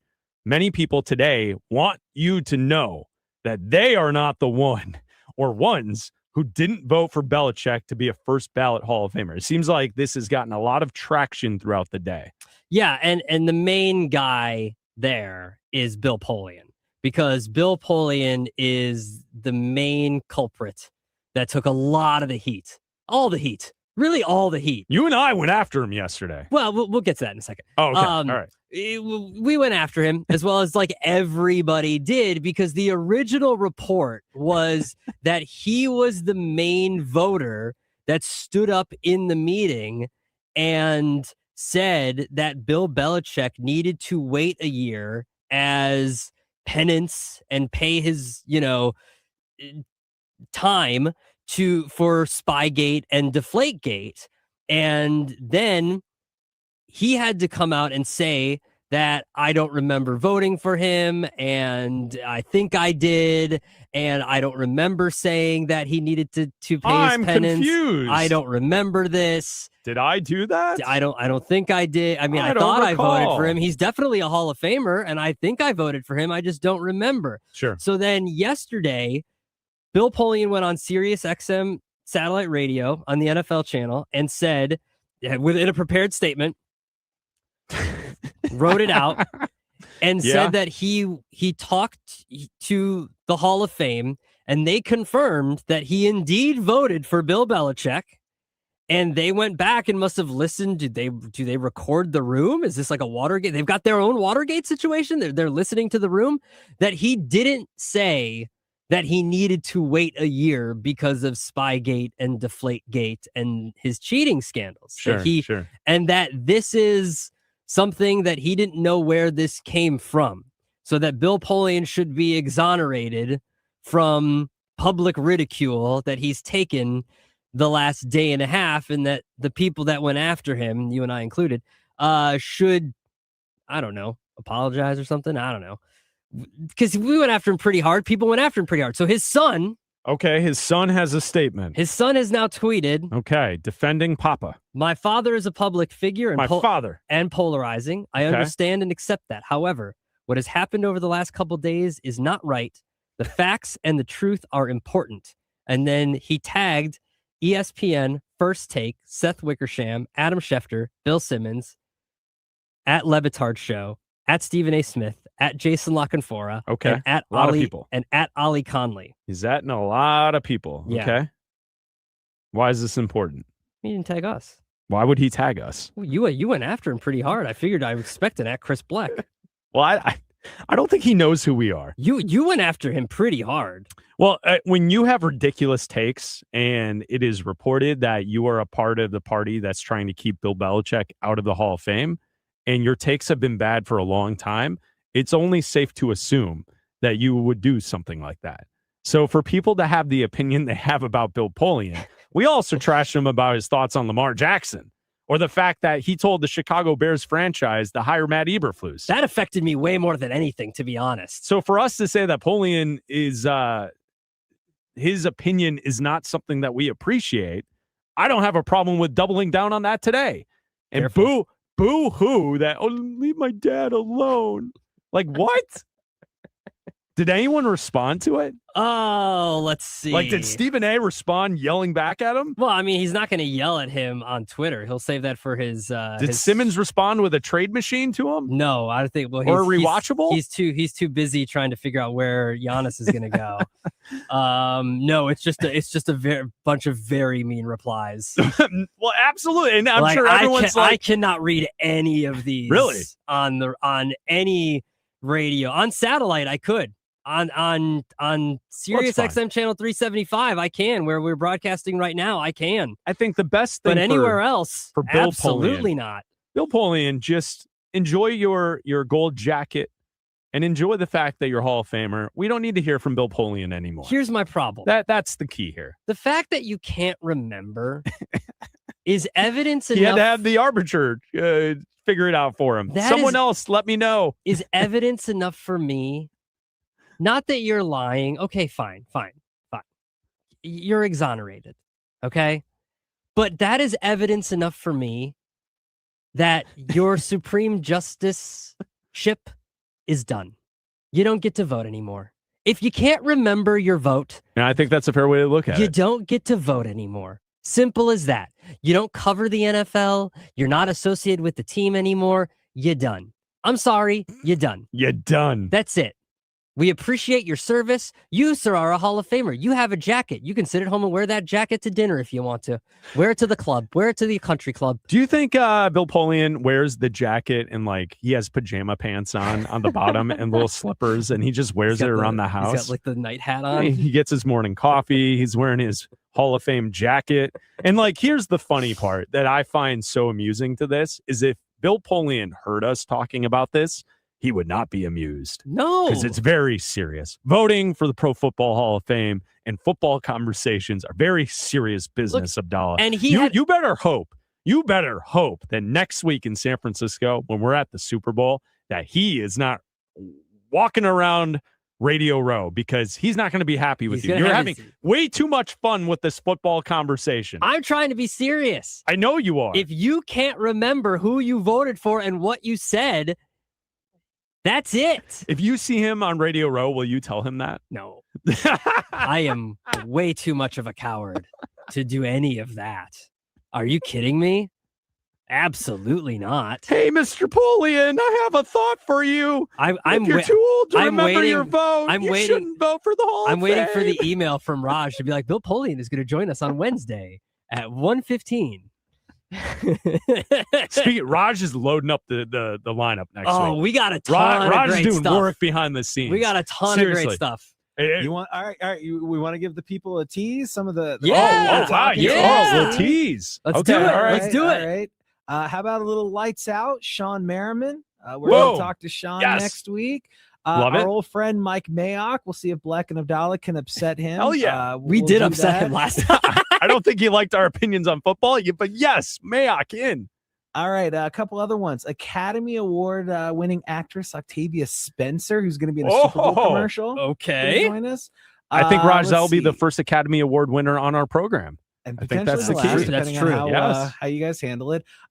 Just some other names: Logan Ryan, Jeff Garcia, Kurt Warner. Kurt Warner? Beautiful. Speaking of Hall of Famers, Kurt Warner. Yes. Former NFL MVP, Sean Alexander. How about DeMar Hamlin?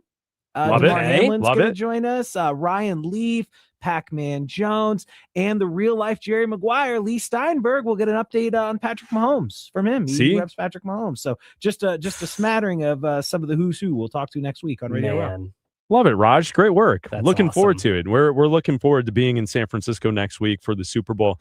The game is played in Santa Clara, but all of the stuff going on before the game outside of the team's practices, it's all taking place in downtown San Francisco. It's just going to be Pac-Man like Jones, which a Pac-Man Abdalla like combo has high probability for entertainment. And Baker Mayfield. Who's taller? Baker Mayfield. Baker. Baker Mayfield. Big time Baker guys. Hell yeah. That's going to be awesome. See, it's just like the Super Bowl taking place in Santa Clara and all the media stuff taking place in San Francisco is going to be just like when Chicago gets their Super Bowl. Okay. All the stuff will take place in Chicago, but the actual game will take place Does Chicago in Gary. technically get the Super Bowl when it's in Indiana? I was going to say will take place in Gary, Indiana. So Can't wait. it'll be great there. Yeah. I'm sure Goodell will be thrilled with the factories in the going to background in Gary, Indiana. The smokestacks. If anyone's ever been, it's not really a place, a destination to travel to. It is Northwest Indiana. And no knock, but it's only 25 minutes. Knock, but It's don't only go there. it's only 25 He said minutes. no knock while he knocks. No it. knock. That's No like knock. you say, It's only with 25 all minutes due from downtown respect, Chicago. And then you just destroy someone. Because if you're from the Chicago metropolitan area, you know, and if you're from, they call it, Raj, they call it the region. If you're from the region, you'll be thrilled. But I don't think it's something the NFL will be selling. I think if that were to take place someday, the NFL will be pushing that it's a Chicago Super Bowl and not a Gary, Indiana Super Bowl. Yeah. Well, you have to get one. If you build a new stadium, you get at least one. Are they going to be able to build it?